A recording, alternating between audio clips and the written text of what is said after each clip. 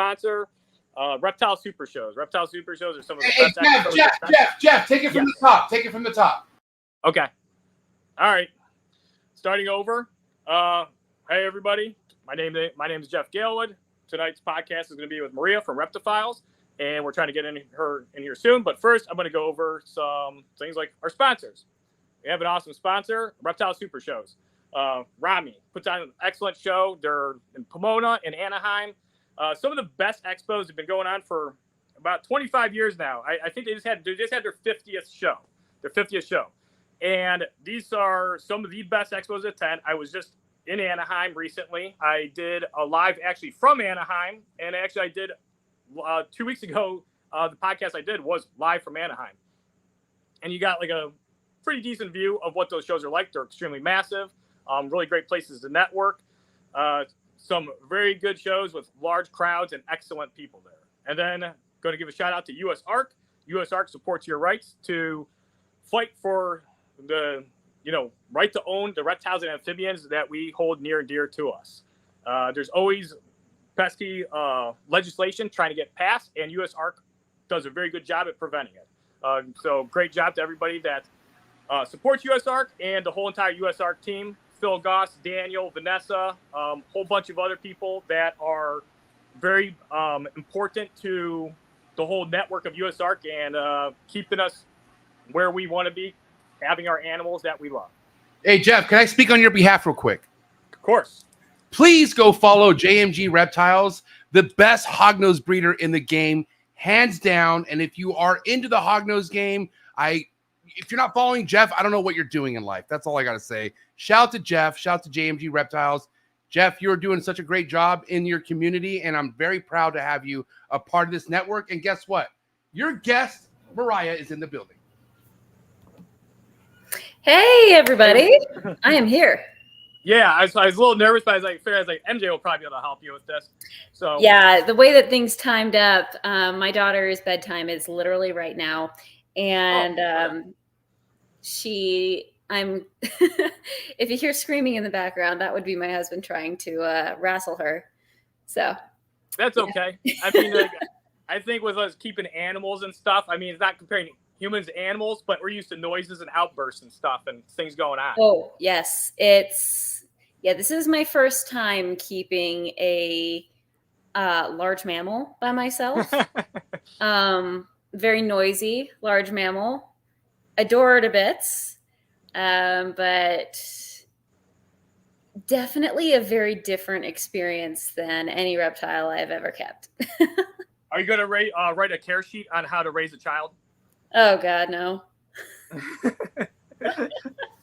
Not qualified remotely. Really?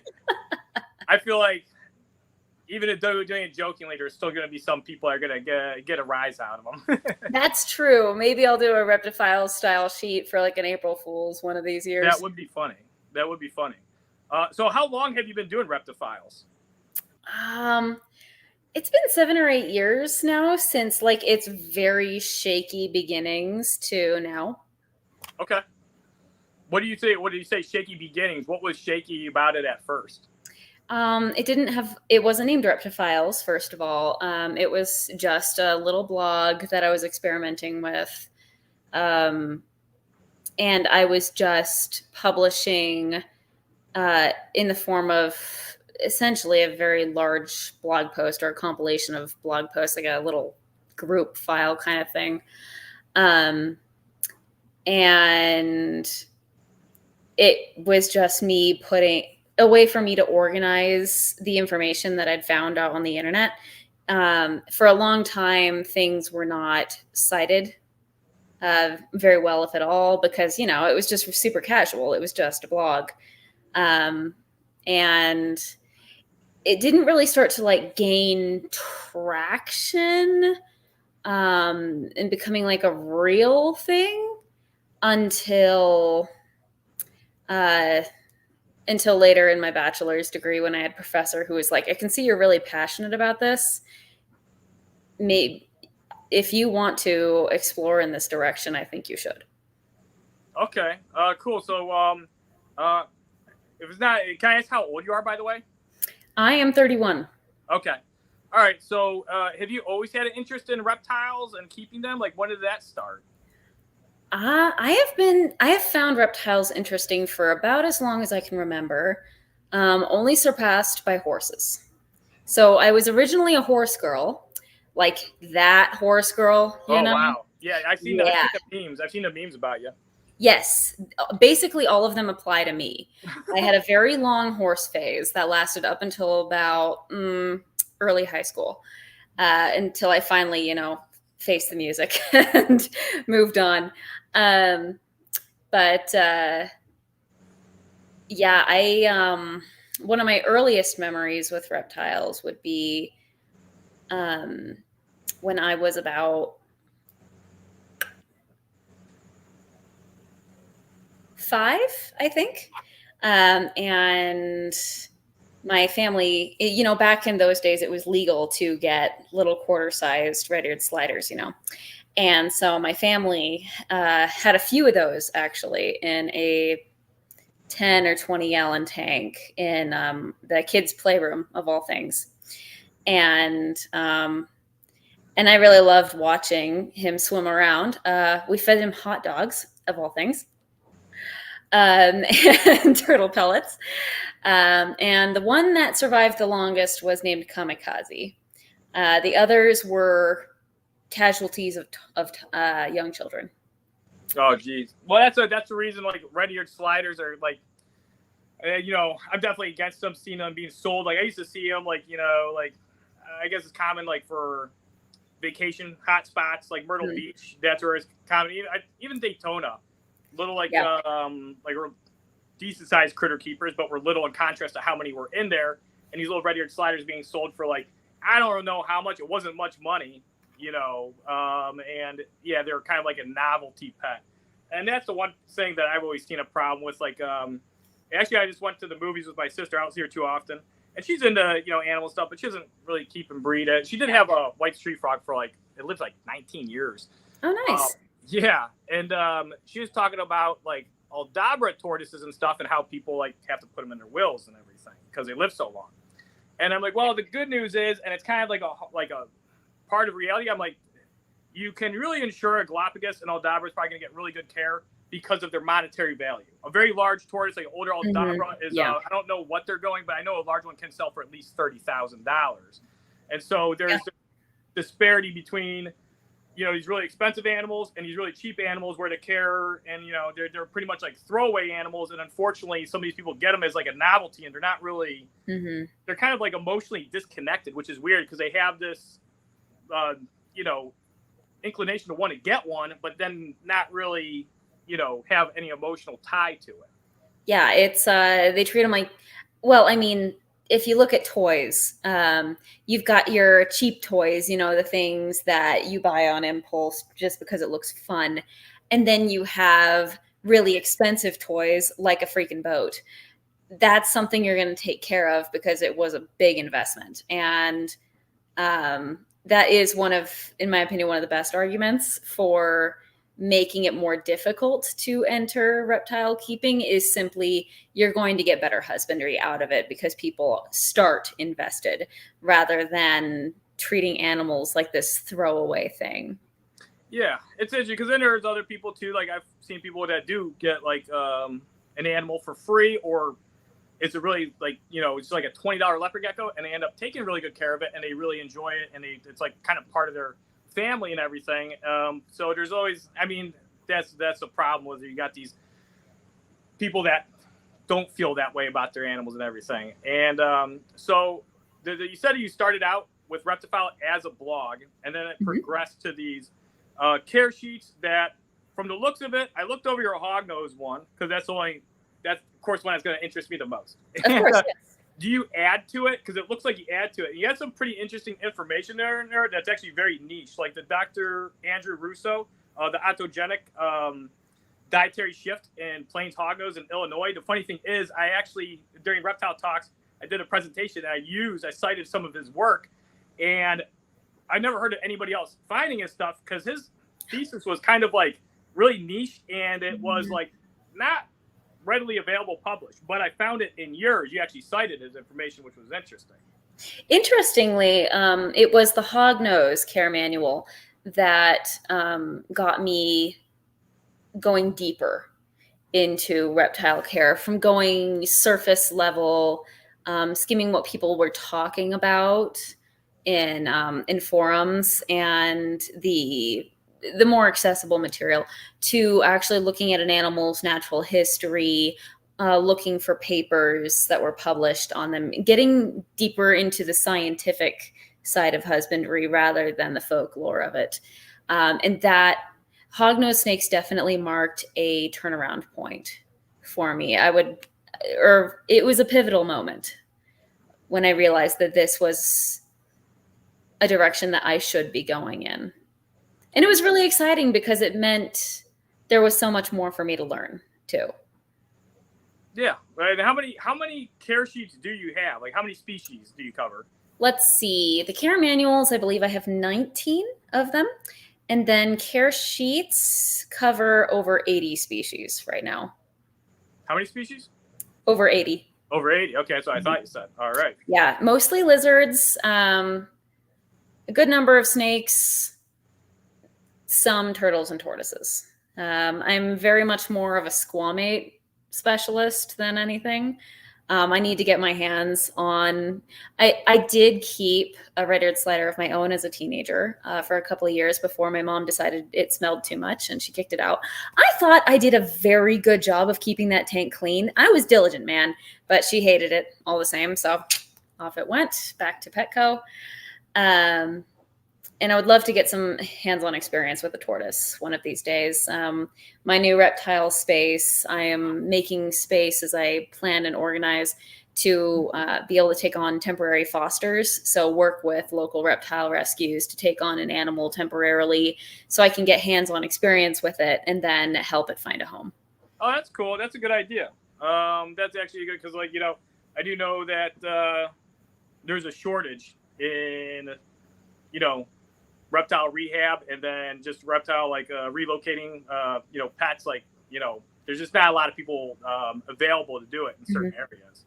And yeah, I'm really hoping I can use my position to help move animals along, but unfortunately I'm limited by just the fact that I need to be exposing myself to new species. So bearded dragons, leopard geckos, etc., I'm not going to be able to do much with.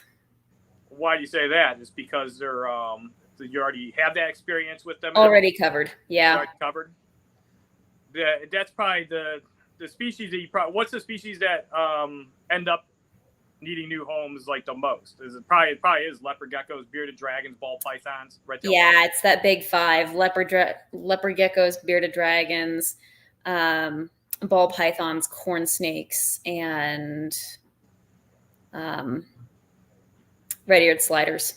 Oh, red-eared sliders are in there again. I've seen them in Lake Erie, where they're not. Oh, I'm sure. Yeah, I netted 2 map turtles too one time. I didn't know what to do with them, so I just let them go. They were next to each other. They're about this big, and I was fishing. And I wanted to see them. I was like, those look like map turtles. Like, these are map turtles. Not supposed to be here. And then I just put them back in, which might be illegal, but it is a long time ago. It doesn't matter. Well, I mean, you know, if you don't know what to do with them, and you know, you catch them, putting them back I don't think that's bad. It's a very neutral thing to do. I think so. And I mean, really, it's not popular, but like, what are you going to do? You have to euthanize. It's like dealing with any other invasive species. You have to find a way to get rid of them. And you either put them into the pet trade and make sure that that person keeps the animal for the rest of its lifespan, which is extremely unlikely, or you euthanize or sterilize. When sterilization is an option, that's great. For most invasive reptiles, it's not really much of an option. No, that'd be very expensive and tedious and hard. They'd need a lot of funding. It's kind of. And I mean, with chelonians, surgery is always a nightmare. Yeah, then because I know they do the neuter. What the hell they call it when they neuter cats and they release it? Oh, they have an acronym for it. I know what you're talking about. Yeah, they have like an abbreviation or an acronym for it. But the problem is they release, you know, an invasive species, especially something like that's like a cat, they'll continue to eat and wreak havoc on native wildlife for quite a long time. Yeah, that's the other problem, is the interaction with the rest of the ecosystem. Yep, yeah, it's like the Burmese pythons, the funny thing is the green iguanas, like they're more of a nuisance. They have to really fight really hard to try to make it sound like green iguanas are really bad for the environment. Then the only thing they have is, like, they said they dig up embankments where gopher tortoises make burrows. Green iguanas can lay their eggs there, and that was like it. And I was like, they're not doing that on many embankments. It's not like, green iguanas are laying, they have like tens of thousands of nests in a big strip in a row right where gopher tortoises are living. So yeah, the whole the green iguanas, they're a nuisance. I don't think they really do any damage. Everybody hates them because they go into their friggin' gardens and they eat their flowers, and they eat all their plants and all kinds of other shit. Because I actually was in this one group, and like, it was basically, it doesn't matter what group it was. It was basically for investing, and we had to joke around and stuff in there, and everybody there knew that I kept and bred snakes and stuff. And so anytime anybody had a reptile question or an animal question, it would be brought to me. And this one kid, he lived in Florida, and he's like, how the hell do I get these green iguanas to get the fuck out of my garden? He goes, they're in there all the time. He goes, they're in the trees. He goes, they're eating everything. I was like, here's the problem. I was like, you're probably watering it, so you have this lush garden of a bunch of different foliage, and they're mostly folivores. And I was like, and there's probably, and he's like, described that he has like block walls and stuff. I was like, so you probably have good tree, good coverage. You have shady areas, and then it's like, you're watering it daily, so there's moisture there. There's a lot of food. So I was like, even if you get rid of those iguanas, a bunch more are going to come within like a few weeks or months or whatever. So I was like, you're screwed. Net your whole place. That's the only way you're going to do it. Yeah. I mean, I've heard that iguana meat isn't the worst. It's an interesting solution to turn a nuisance animal into a food commodity. People have a lot of different opinions on that, but it is one solution.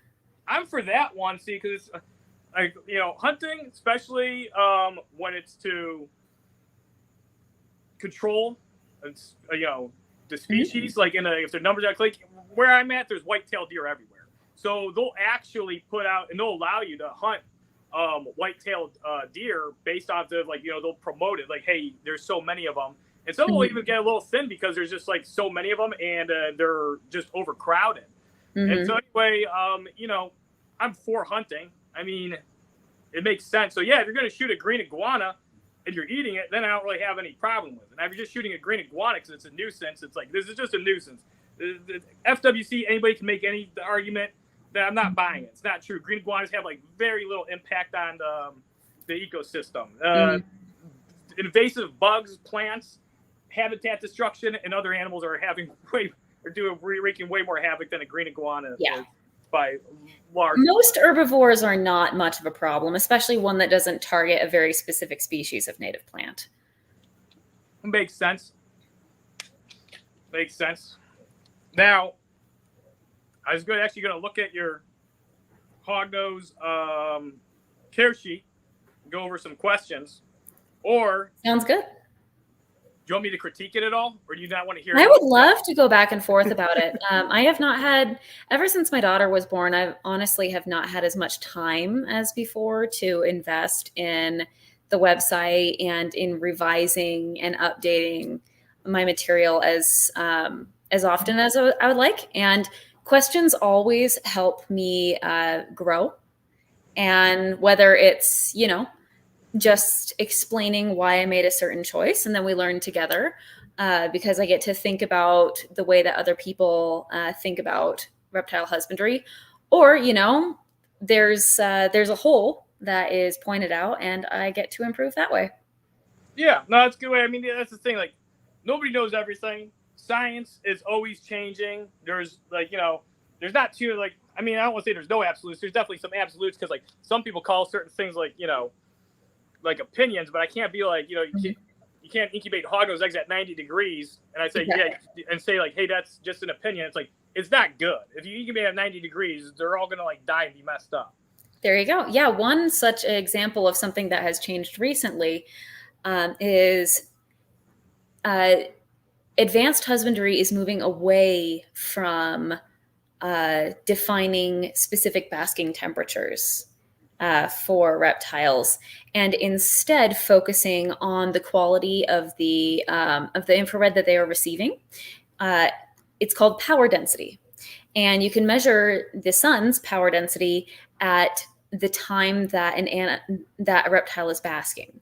And I mean, this is going to be like a no duh to you if you've ever been outside. The sun is weaker in the morning and in the evening than it is toward the middle of the day. Its power density is lower, and we can feel that as animals. We just don't quantify it. Reptiles feel it too, and they use the sun's intensity as when it gets to a certain point, they will stop basking because it's uncomfortable. And the same thing is when it's too weak, they won't bask because it's not efficient. They won't get enough from it. And that sweet spot is between about, I'm going to get the exact measurement wrong. The number is 200 to 350, I believe. And I think it's nanowatts per square centimeter or something. But that is the power of the heat energy coming from a source, whether it's the sun, whether it's a heat lamp. And you want to hit, we're noticing that regardless of temperature, because you can go outside, I live in Utah, so we're pretty close to the sun relative to some other places, with it being montane. In February, on a sunny day, ice is melting off the roads, even though it's 30 degrees outside, and rattlesnakes will be out basking because the sun is that strong. You go outside, you can feel it. It will warm you up, even though the air is cold. And that's what we've been trying to explain for a long time, is why will reptiles bask when the air is cold, but the sun is warm? And its power density is what we're starting to learn. And it's the quality of the energy that they are receiving that helps them thermoregulate, power their metabolism. And so a change that I am going to be implementing in my guides is focusing on power density at distance from certain heat sources than specific temperatures. And this is going to make things a lot easier, I think, for people to implement, because this is something that's much more, from my understanding, consistent, regardless of room temperature, which can always throw things off. The type of enclosure that you're using, you're going to have a different experience with a glass enclosure than you are with a thick PVC one, etc. But the power density of a source is pretty dang consistent regardless of outside factors, only influenced really by the type of the source and how much obstruction there is. So it's like UVB. It's mesh. The presence of mesh blocks some of the energy that's coming down, and so there's going to be less of it. It's really exciting. So as long as the ambient temperatures are safe, the basking temperature is not as relevant, as long as the animal is receiving the right amount of energy at the right intensity. And as we're getting out devices that can measure power density, we are realizing that a lot of the lamps that we previously touted as the best are actually too strong. And that is what kind of explains, sorry, my laptop is shaking everywhere. That kind of explains why sometimes you see new reptile keepers freaking out over, well, I got this lamp for my bearded dragon. The temperatures are right, but it doesn't want to bask. It's avoiding the basking zone. It'll bask on the periphery, but it won't bask directly under the source. And that is, if you actually look at the readings for that bulb, it's in the, instead of, on the higher end of the range, 300 to 350 for a bearded dragon, you might be seeing readings as high as 1,000. Really? Yeah, it's an intensity that you would not be seeing a bearded dragon basking at in the wild. So they would even be even if the temperatures are good, these high, basically the radiation levels, the UVB is just too high, and the animal knows that it moves. It's uncomfortable. Yeah, that makes sense, because I've been fishing on certain days where it's like dead middle of day and the sun is like, it feels like you're getting fucking radiated. Exactly. Kind of Yeah. miserable. There's like no clouds out that day. It's barely any wind and the sun's just like beaming on you. And then, I mean, there are certain, like, you know, you get the advisories, like high level UV indexes and stuff. And this correlates really well with UV index as well. You'll get low power density with low UV levels, and it will increase proportionally with the UV as well as decrease over the course of the day. It's very interesting, and it really helps you see that interaction of radiation and how these animals have evolved to react to their natural environment. And Pale Scale asks, how do you measure the power intensity? Like what forms of measurement are you using? Let me double check right now. I'm going to be ordering one soon. Let's see. It is a...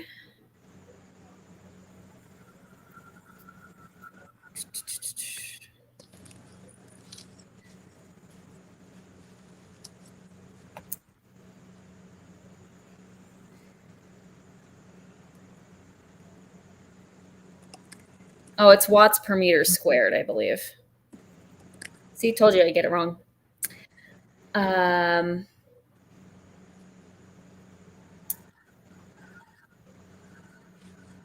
I think it's just called a power density meter. All right, a power density meter just measures the intensity and the population of the UVB that's outputting. Yes. I have another question. Well, not UVB. It's infrared specific. Just infrared.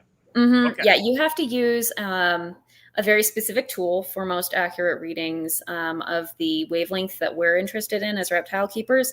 It's the solar meter 6.5 or 6.5R.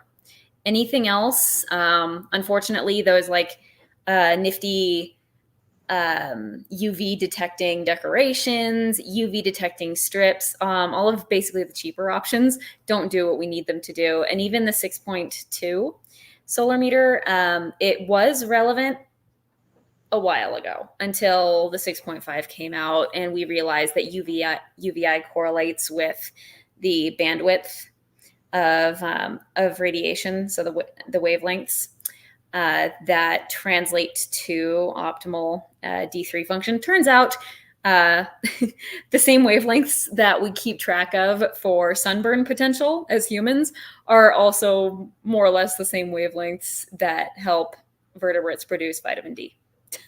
Yeah, makes sense. How is the bulb fiasco going now? That remember, like 2 months ago, everybody said that, like, you know, the government is banning certain bulbs because they're not the efficient. How's that going? The world hasn't ended yet. Heat lamps and UVB lamps, so the fluorescents, are still available as far as I'm seeing. I haven't had a chance to talk to anyone in the know about this specifically yet, but as an observer, it looks like things are going the direction that I thought things would go, which is the the lobbyists are winning. Yeah, whose fault is it for the bulbs getting banned? Is it Joe Biden's or Trump's? Which one's whose fault is it? I don't know. I'm reading your care sheet right now. I already read it. I like the information you put in here because you got the fun facts. Contrary to popular belief, hognose snakes' rear fangs are not used to puncture inflated toads. And then you cite sources like Dr. Brian Fry, the venom doc. And I don't know where I read it, but I do remember reading this one where they had like Eastern hognose, I think primarily eating toads. And then they got them to regurge certain toads. And then the toads still had the ability to inflate, which... Very interesting. I'd love to see that. Yeah, which, you know, proved that, like, hey, they don't need to essentially puncture the toad. What I always hypothesize, which makes a lot of sense, because hognose snakes aren't always eating amphibians. They're not always eating stuff that is struggling. They're eating reptile eggs sometimes. Yeah. The rear fangs, of course, are for hanging on to the struggling prey, but they slowly secrete it over time. So the more an animal or prey is struggling, the more venom that it's going to get. It's going to eventually subdue it. So it doesn't really need the venom to act right away. but just as long as it does and catches up, and as soon as it catches up, might take 5-7 minutes. The toad is going to start becoming incapacitated, and it's going to be able to swallow it due to that slow bleed of venom that it's secreting.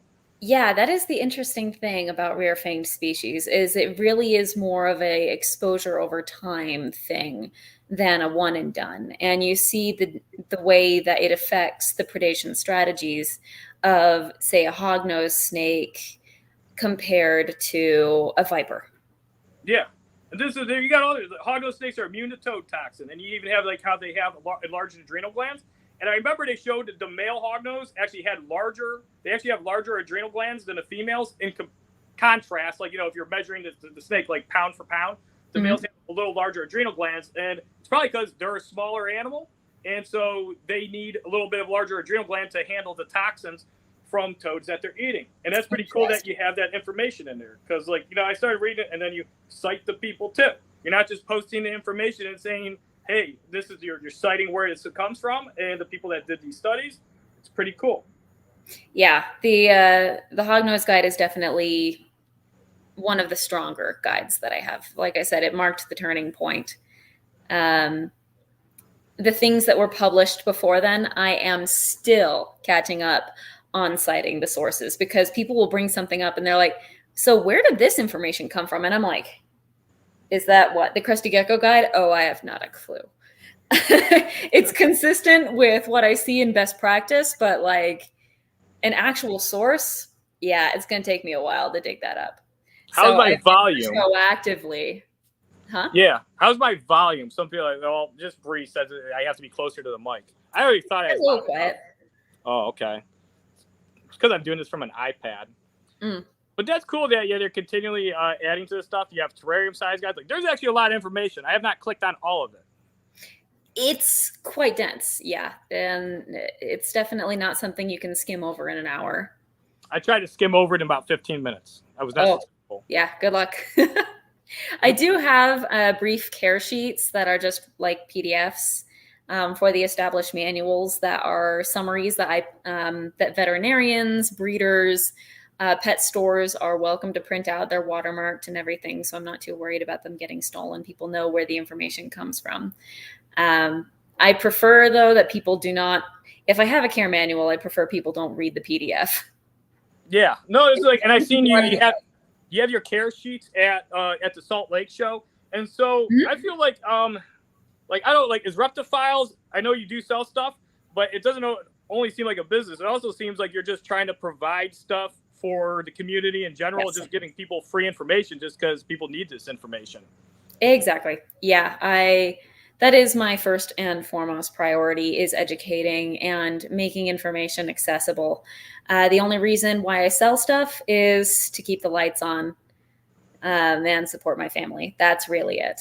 If I could somehow, clone myself, have one of me working a normal office job, bringing home the bacon, and then the other one sits home and does research all day, I'd much rather do that, so I don't have to spend so much time advertising and working on shop and all of the stuff that comes with the weird influencer side of things. I'd much rather just be behind the desk, behind a pile of books, and scribbling away notes. That's my happy place. Yeah, I don't know if I'd want to be an influencer. I mean, I guess I kind of influence some people because, I breed a lot of hognose snakes. I've been doing it for a long time. Mm-hmm. Well, I wouldn't want to be a content person where I have to make stuff all the time or do a podcast regularly, which I am actually doing. What do you think about rack keepers like me? Look at me. I got all my fucking rack systems back here. I will say my tubs are clear, so that makes me slightly better than hardly anybody. That is important for diurnal species, especially, to give them that circadian rhythm. And, I totally get it that as a breeder, you need a way to keep a lot of snakes in a hygienic and simple manner, because you don't have a ton of resources. You need to be able to keep track of the health and status of all of these animals. And it's easier. I mean, you just don't have the space.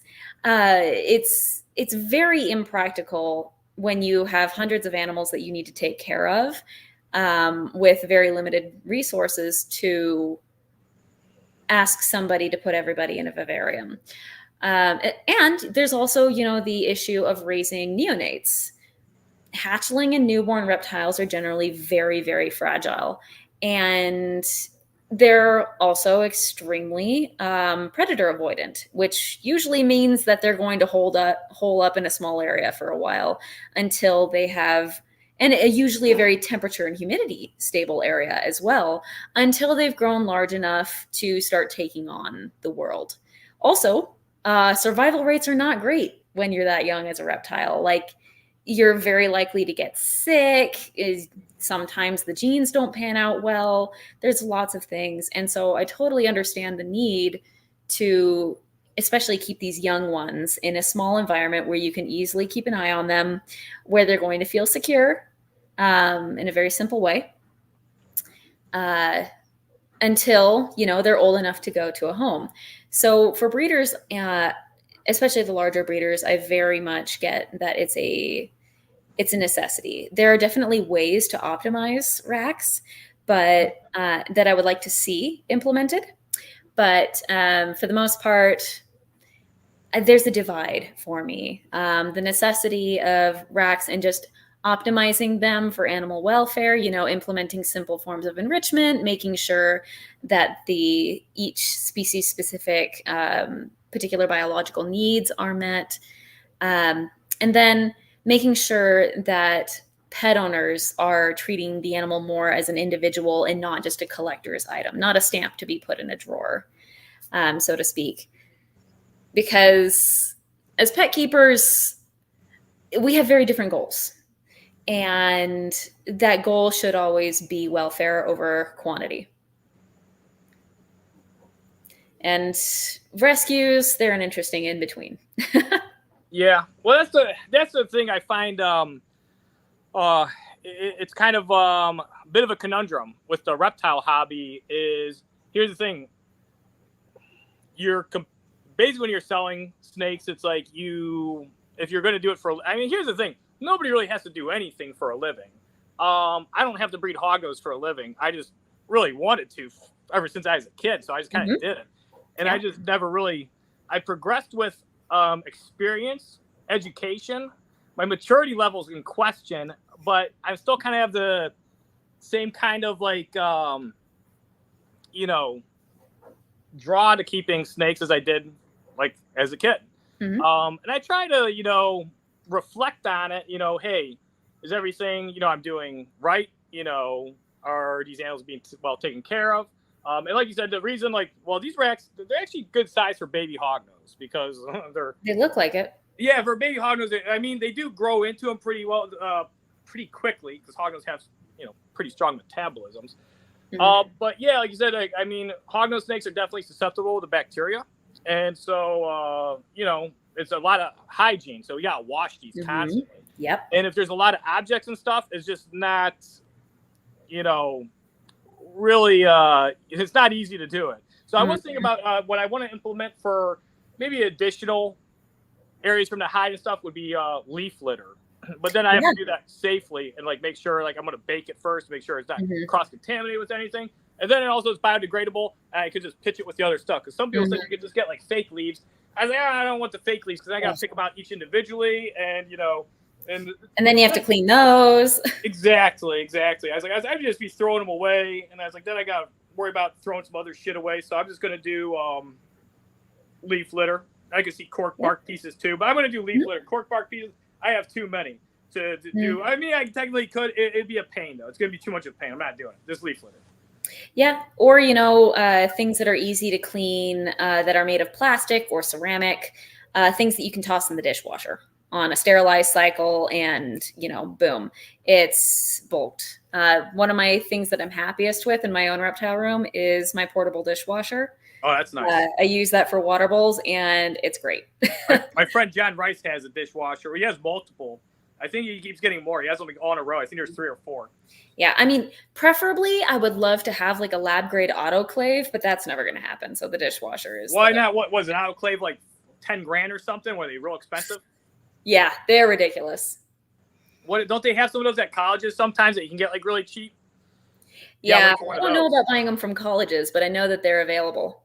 Yeah, because we had I used to breed geckos with my dad, and there was this giant incubator that really wasn't functioning anymore that they were selling that used to be part of this university, and I don't know what they used it for exactly. I don't think they were breeding any type of animals. I don't know what they, but we bought it, and it was really this thing's huge. It's still in my dad's basement, and I think brand new is like $15,000, and we got it for like $300. And yeah, it has glass. Nice. Yeah, it's glass front open. Like the only thing it didn't, we just had to put like a power source in it, or my dad did. I'm not gonna say we. I was standing there. I was like 16 years old at the time. We still have it. I should actually move it over here. It's like gigantic. It's still in his basement, not doing anything. So there you go. That stuff's sold cheap. It's like those. Did you ever see that Netflix special where the guy, where it's about CRISPR DNA? And those guys were trying to genetically engineer their own animals in their backyard in their garages. And so they were buying a bunch of used lab equipment on the cheap from college universities. No, I have not seen that. I honestly don't watch a ton of TV. That's good. But that does sound interesting. And I should look into used lab equipment. That could be an interesting rabbit hole to dive into. Yeah, that would be really cool. Like I was watching it, and they started giving me ideas because I seen it like 5-6 years ago. It's still on Netflix, and I was like, man, they're trying to genetically engineer stuff. I was like, that'd be really cool. And they're basically taking, the CRISPR gene editing, tool and the idea of it, and they're using their lab equipment to try to take the DNA that they want, putting it into another species. And they weren't successful though. The guy was trying to make his dogs glow in the dark, and he was like transplanting the DNA information, I think, into his dog's sperm, and then trying to like fertilize his dog, the female while she's ovulating. It didn't work though. It was pretty crazy. Yeah, it's gene editing is a very, very tricky thing, especially when you get to larger animals. It's very simple, when you're dealing with unicellular, few cellular organisms, but as they get bigger and more complicated, it really becomes a whole other thing, because just because we have their genome mapped doesn't necessarily mean that we know what everything is for and what is the actual active DNA versus what's just kind of junk filler. Yeah, because a lot of DNA isn't actually active. Like a lot of alleles are just kind of inactive. Yeah. And they could be switched on though. I don't know how that goes. I know they said that they did it in this one study for chickens, and they didn't let the embryos fully develop though. They terminated them at certain stages and then looked at them. So yeah, you see it a lot with fruit flies. Fruit fly research is always fruitful for gene exploration. Yeah, I always see. Yeah, they always seem to do. The fruit flies. I think it's because the government doesn't really like, or it basically allows it because they started regulating certain species. So they didn't want people doing weird stuff. I mean, that's what I'd want to do is start transplanting the pied, to figure out what the pied mutant allele is, and then put that into other species like hognose snakes. Yeah. Although I think in the end, it's probably always going to be safer to breed organically for certain traits when you can, than to just put a gene in and see what it does.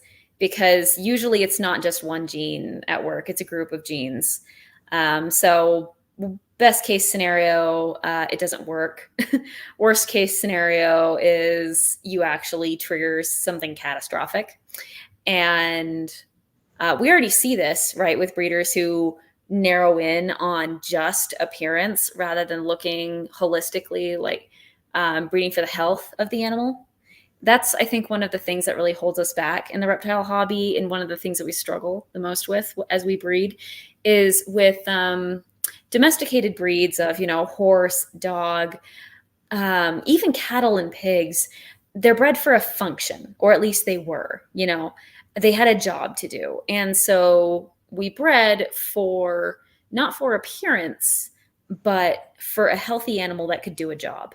And the rest of its body changed to optimize its ability to do that job, which, ranges from being eaten to hunting to endurance racing.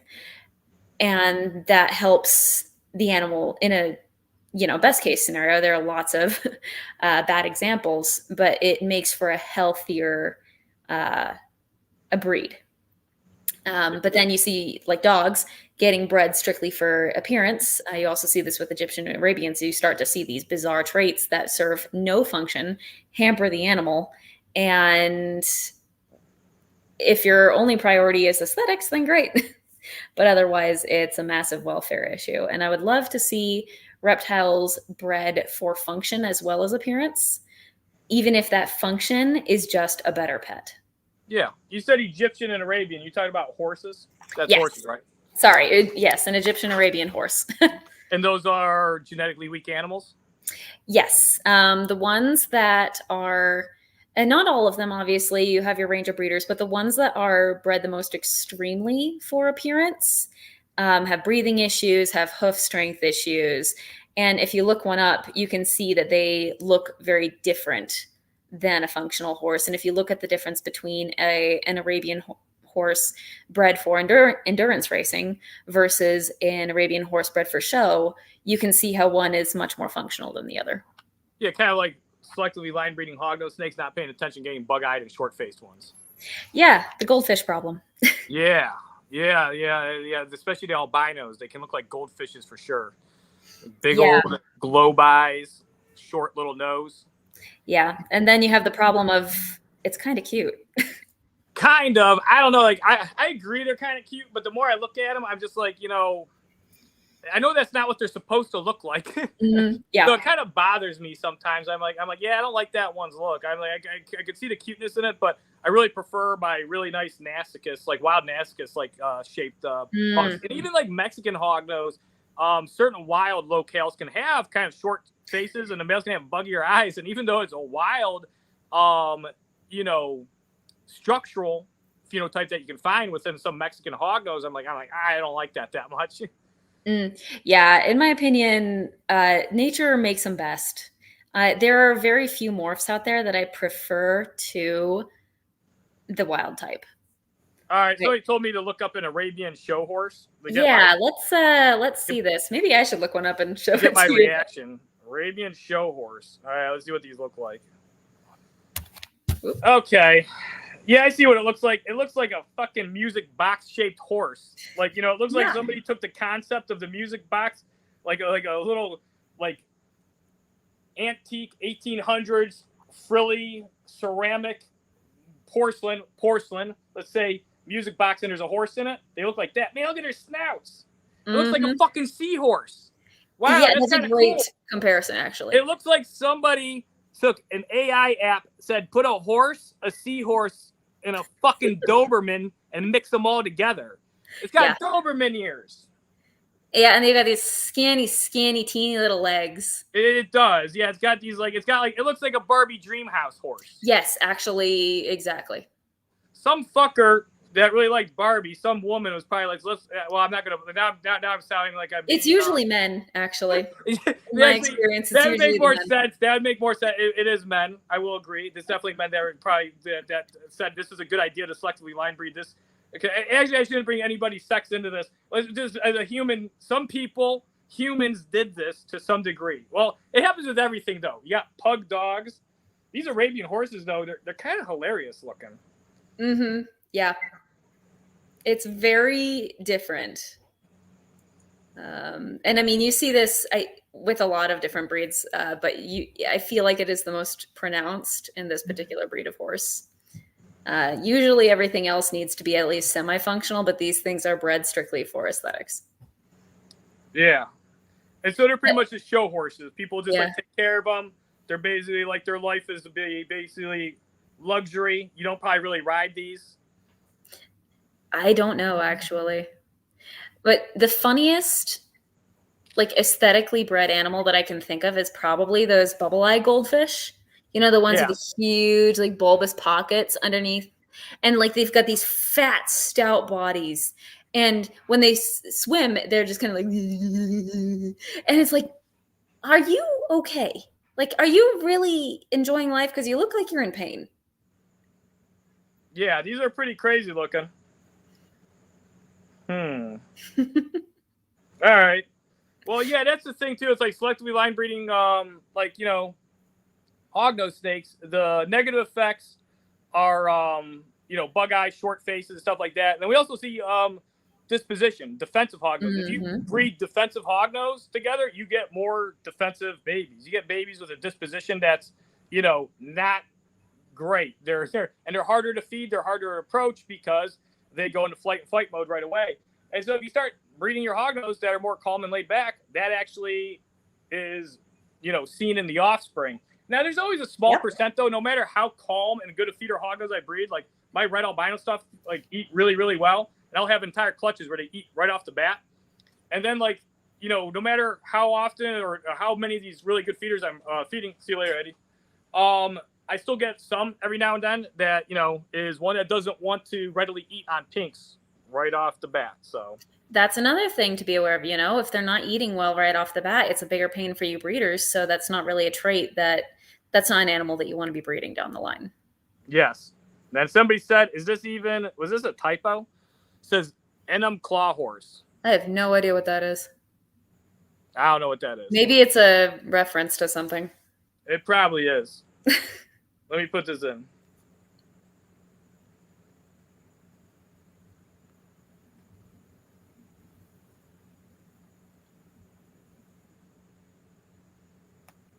What the fuck? All right, Enum Claw goes. The Enum Claw Horse case is a sex case. Series of incidents involving. All right, I'm not reading any more of this one. Oh fuck! It's that thing. Gross. All right, never mind. Well, I'm not looking it up. Don't look it up. Take your word for it. Yeah. I got trolled hard. I think that's Noah. That's Noah. They got you. That's who it is. All right. But yeah, I've actually read, so in the course of my master's degree that I'm working on with West Liberty University's zoo science program, I've read papers on breeding for behavior. So breeding for personality, and how actually you see this in nature where I saw a disproportionate number of papers on this topic with monitor lizards of all things. And it was comparing how different personality types in a population enables them to exploit different aspects of their ecosystem, and better access resources and mates. So you have outgoing monitors and you have more passive individuals. And because of their opposite personalities, they're actually better able to coexist and more fully utilize the resources in their environment. Fascinating stuff. So people who say you can't breed for personality in an animal are very wrong. You can, because... Yeah. Who said that? Who said that? A lot of people who are like, well, you know, there's no point in breeding for personality because it just can't happen. Like reptiles don't have enough personality in them to do that. And I'm like, no. And actually, I had the opportunity to meet and talk to a carpet python breeder at the Reptilian Nation Expo in Salt Lake City. Oh, when was it? It must have been this spring. And he was breeding for disposition in his animals and saying that he's seeing results very fast and that these are much calmer snakes than your typical carpet python. Even as juveniles, they are much more handleable, a lot less flighty. And you know how juvenile snakes can be. They're scared of everything. So it's very promising to see people actively working in this direction, because I think that is the best way to get a pet reptile, something that's less likely to get rehomed, because people are going to have a more positive experience with it from off the bat. If they eat better, if they are more tolerant of handling, they stress less easily. All of these traits, if we can focus on them, and, you know, if we can get them pretty too, as a side note, that's a best case scenario in my opinion. Who's the breeder of the breeder you're talking about with the carpets? Oh man, I can't remember off the top of my head. Not a large social media presence at the moment. Is he in the Utah area? No, he's not. That was the first time I've ever met him. I got bit by a carpet python once. Oh, yeah. Those bird eater teeth, they'll get you. Yeah, it's surprising. I wasn't expecting it. It was from it was like almost a 7-foot coastal carpet python. Yeah. It had a very long reach, and I wasn't expecting it. Oh, yeah. And they're strong, man. Yeah, it felt like my hand got hit by like a ball peen hammer. It like numbed my hand. Oh, wow. Like, yeah, it was like my hand was like messed up for like the next day. I felt it was like perfectly fine, but it's like hitting your funny bone because it hit so hard and fast. That's crazy. Yeah, I actually have never been significantly bitten by a snake. Part of the reason is I only have two. I have a ball python and a dwarf boa. And he just nailed me once when I was messing about in his cage when he was a juvenile, and he really did not like the fact that I was planting a plant at that moment. So he's like, all right, get out of here. And he left a tooth in my finger, and I was like, wow, that really is like getting attacked by an angry toothbrush. And that was the end of it. Really? But it's a dwarf. Is it like the Tamahara? I actually don't know what he is. He's some kind of imperator mutt, I'm pretty sure. Okay. But with strong dwarf genes, because he is a full-grown adult. I think he's 5 years old, and he's 4 feet long. There are corn snakes bigger than this boa. Yeah, that's a nice little boa. It's a cute size. I like it. It's a very manageable size. He's in a 4x2x4, and he would use a whole room if I gave it to him. I remember when I first got into reptiles, and even before then, there was a lot of interest in big pythons and boas, especially like Burmese. There's boas are still very popular, red tails, but you definitely see more of a shift from these bigger species than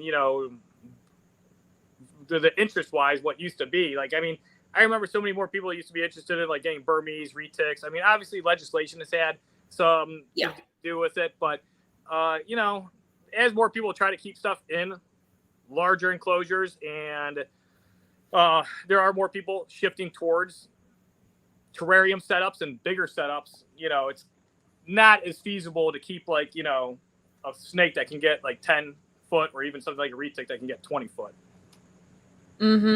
Yeah, I'm all for breeding smaller when it comes to the giant species, because we love Burmese pythons for their size. We love I wonder if I can. Someone asked to see Mitski, so I'm gonna head down to the reptile basement. My uncle calls it the lizard lair. It's a big mess down there because it's just construction central. But let's see if we can show you.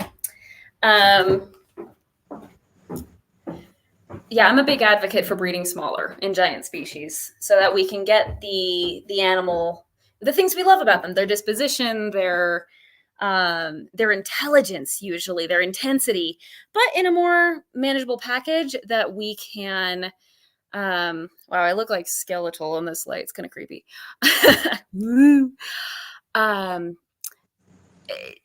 It's going to ensure better husbandry for the animals too, because it's really, really hard to keep a 16-foot giant python properly for most people who, aren't millionaires.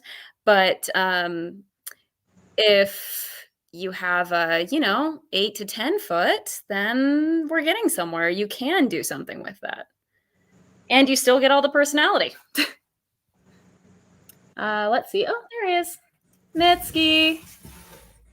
So I don't know if you can, I'm using my laptop right now. So I wonder if I can. Oh, you got a really nice setup. Yep. You see him? So he's there in the back, right there. Oh, wait. I can't really see him. Yep. See, there we go. Yep. That's Mitski. So as you can see, he's just in a philodendron and he is so small.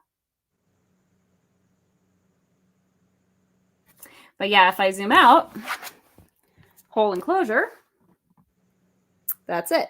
So, and everything is really bare bones right now because moving. And I need to get some industrial shelving in here to actually hold everything, because the last shelving my husband so kindly built for me, it was very strong, well designed. He was a construction management major. But bioactive enclosures, especially ones that deal with tropical species and are large with multiple inches of substrate, are extremely heavy. And so we started to see some bowing and water damage. So I'm like, all right, time to go for like warehouse shelving, the really hardcore industrial stuff. Yeah, I got shelving too, and it's supposed to be rated for. You gotta get stuff that's rated way more because it always ends up like bowing if you don't get like stuff that's like rated absorbently higher than what it's supposed to be. Yeah, then Bree said dwarf species versus dwarfing species is very different, but I think like to specify that you don't mean actually you can't take a species that naturally gets big like a mainland retic and line breed it to be smaller. Well, we've kind of done it. It's possible, but it takes tons of generations, or you get certain locales that are already small, like a dwarf boa locale, like a Tamahara boa. Those are already small. Nature does it all the time, actually. So there's a difference between dwarfism and simply dwarfing something. Dwarfism is a syndrome, essentially. It's a very unnatural thing that does have a lot of health implications for an animal. You see this with kind of the difference between a teacup dog, a dog that has been very intentionally just made tiny. It is designed to be tiny. And yeah, that causes massive problems. You see this in horses as well. Horses are an interesting case because you see unhealthy examples of dwarfism and you see healthy examples of an animal that's been dwarfed. There's the miniature horse versus the miniature pony. The miniature pony looks like a joke. The miniature horse, well, it looks like a small version of a horse. And you see in nature, there are fully adult wild cats that look like kittens and are the size of kittens. You see pygmy hippos, pygmy elephants. So maybe the word to be using here is pygmy. But I mean, we're seeing this in snakes, the mainland versus island retics. You see a naturally small Burmese pythons, naturally small boas. You see this all the time, actually, in nature when you really start to look for it. And if we can find a way, I think the key is, again, making sure they're functional rather than just breeding for size and avoiding the syndrome itself. I think that's where the sweet spot is going to be. Yeah, but again, from aesthetics, it's going to wreck everything. The miniature horse is like, this is Google showing me at least. Took them 400 years to make miniature horses, which actually is a very short period of time considering, you know, the size of a horse. And like, let's see the average size of a miniature horse, unless you already know it. Not off the top of my head, no. They're probably pony sized, so that's going to be underneath 14 hands. So multiply that by 4 inches. You say 14 hands? Yeah. Okay. One hand is 4 inches. These are pretty damn small. 150 they're very 150 pounds. That's like the size of a white-tailed deer. Yeah. I mean, these are more robust, so I mean, it'd be cool if they had like the stature of like a white-tailed deer. Then they'd start to look like one of those Arabian horses. So maybe it's good they don't. Yeah, they typically are more fine-boned. You're not going to see a draft miniature horse. At that point, you start looking at ponies. Oh, I would love a miniature cow. Those miniature Those things are so cute. I haven't heard of any problems with them yet, but at the same time, I'm really not in those circles. That's how close I am to getting them. I talk about it like every year because I have like 2 acres of a field and I have a barn and it's like I could, and then I have grass over there and it's like we could fence it off. And I heard too, you don't really need like a really strong structured fence, just as long as they have a barrier that they won't cross it. I don't know that much though. You know, I'd be new to the cow game, and I'd have a lot to learn. And that's the thing. I mean, Hognose are by far my favorite species, so I kind of really just stick to Hognose because I love them so much. There you go. Anytime I get another animal, it's like I got bearded lizards and stuff, but I don't want to venture off too much. The cows, though, I feel like everybody that hangs out here will help care for the cows, and the cows are self-grazing. But those miniature cows are really cute. They are so stinking cute.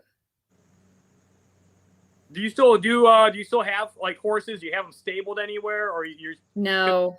You're out of the horses. Yeah, I'm fully out. I never had a horse of my own. That was one of the reasons why I gave up. Was after years and years of of begging and trying to convince my parents. I've spent every weekend at the local barn. I volunteered as a stable hand on the, hoping that I'd get a chance to groom a horse. I made all these plans. I collected care supplies. I read all the books, but it just wasn't in the cards for my family's finances. And ultimately it came down to, do you want a horse or you want to keep the dogs? And I figured, well, it's not fair to get rid of the dogs. So Yeah, no, that's how it ended. And what's funny is, so I moved to a relatively kind of a farming community here in Utah. Not the most rural. It's still relatively close to amenities, but there are a lot of horses here. And I just keep thinking when I look around, like, wow, 12-year-old me would be freaking out right now. That's cool. Yeah. So who knows where I'm going to be in 10 years? Maybe I'll have given in. And Bree says cows come in pied. That's I see like every now and then, like somebody will show me like a video or a picture, like they caught like a piebald shark. Anytime somebody sends me a piebald animal, no matter what it is, like shark, could be a dolphin, I always just say, I have the same response. I like put it in a rack system and breed it. Oh, that's so funny. Get it in a rack system, start reproducing that immediately. Speaking of racks, someone had a question a while back about optimizing racks. Did we answer that completely? Optimizing racks? Probably not. You can cover that again. Actually, if you want to start that, I have like 10% battery. I got to plug this into something. Sounds good. Yeah. That's something I think about a lot, actually. And I'm just trying to find a way to stabilize my laptop here without compromising lighting, because I actually like hanging out down here. It's quieter and less echoey. But so this is something I most recently discussed with a friend of mine who graduated from a husbandry program in the UK, Liam Sinclair of Reptiles and Research. He's kind of kooky, but he's very passionate. And it's a tricky situation because for everything that you gain in welfare, you have to give something up for convenience. So where is the line? And ultimately, it comes down to what you're willing to do. Ideally, you'd want, say for snakes, you want to be able to allow the snake to stretch out to its full length, even if that's diagonal. Within the tub that it is kept, it needs to be able to stretch out to its full length. That's step one. For lizards, that's harder, but you don't usually see lizards as cramped in tubs as you do snakes. And usually, it's crepuscular species, leopard geckos. Not a lot of lizards take to tubs very well. The most successful lizard tubs that I have seen have been designed by T.C. Houston, Reptile Mountain. I don't think he's breeding blueies anymore, but he did a good job of finding that compromise. So back to snakes. Airflow is a common problem. One of the reasons why racks have to be sterilized so often is because the animals get sick easily, and part of the reason is poor ventilation. Caused by the fact that if you give them a ton of ventilation, well, if they're going to escape. And you can only punch so many holes in the tub. So basically putting a lid on every single tub, a mesh lid of some kind, which is a pain, but then you get the opportunity not only for ventilation and thermoregulation that's going to come with the size of the tub, but you are going to get the ability to add lighting. And so UV, the right UVB, that is, if given to a rat-kept animal, is going to enable them to be healthier because they're going to have optimal vitamin D levels, which is very important to immune system function as a hormone. And furthermore, it's also that UV radiation is actually going to sterilize the environment and the animal itself a little bit, which is nice. It decreases bacterial concentrations as well as, that ventilation to help it out. So there's your argument there as like one of the reasons to seriously consider implementing it. You have to basically restructure the rack system. You can't use something that's currently on the market. You'd have to custom build. And with a little bit of a gap, you can introduce heat lamps with one with the right kind of spread and short enough. You introduce infrared radiation, and all heat sources produce infrared. But with heat lamps, so visible heat, you get infrared A, which is the strongest form of infrared. And that is the form produced by the sun alongside infrared B. Infrared C, radiant heat that you see produced by heat mats, heat tape, etc., does not actually, so invisible heat, essentially, it is the least effective form of infrared for a poikilothermic animal like a reptile. It takes them a lot of basking to be able to achieve their core body temperature, the optimum core body temperature. And so that is why you see a big emphasis on heat lamps right now, is because an incandescent or halogen heat lamp produces the most intense form of and most effective form of infrared that we don't see anywhere else. And so you get that, and you also get a healthier animal as well. So the trade-off is it's less convenient. It does take up a little bit more space, but you get a healthier animal. And then if that's not possibility, introducing enrichment activities, making their lives interesting is going to be huge. So varying prey, just not feeding them a mouse every single time. Varying not only prey type, but prey size if you can.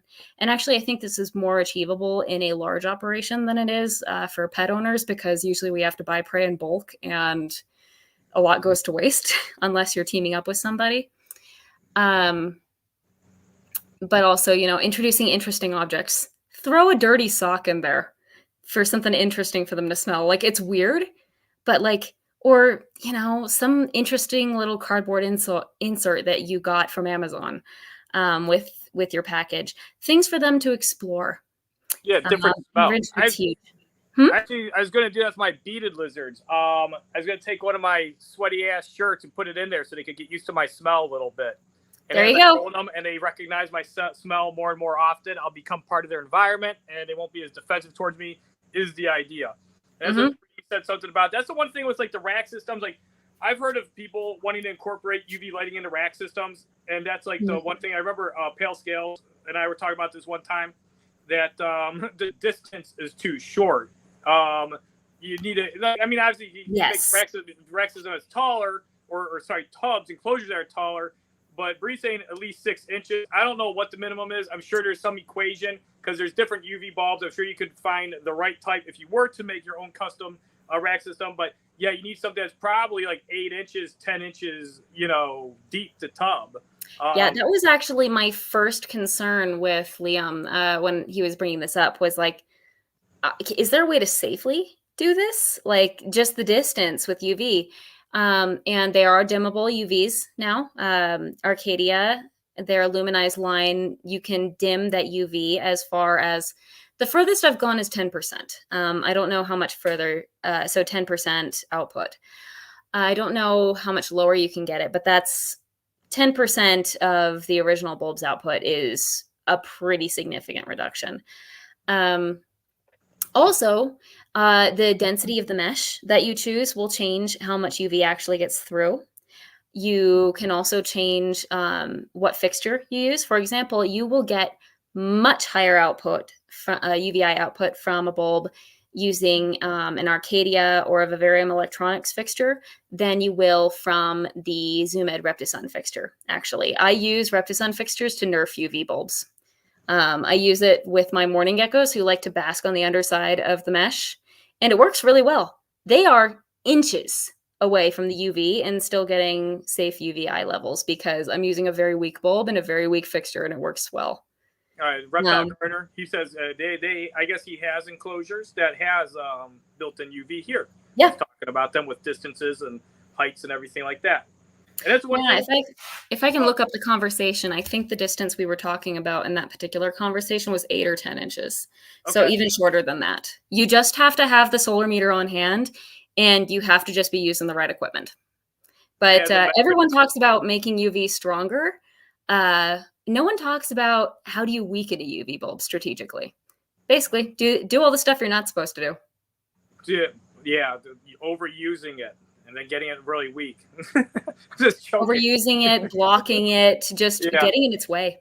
Well, the one thing that you pointed out, the funny thing is, I see so many arguments online about, using UV for animals, and then there's some people that say you should use UV for literally everything, even an African fat-tailed gecko, which I don't agree with that. African fat-tailed gecko does not need UV, in my opinion. They're extremely nocturnal, even in the wild in Africa where they look for them. If you talk to collectors, they never find them out during the day.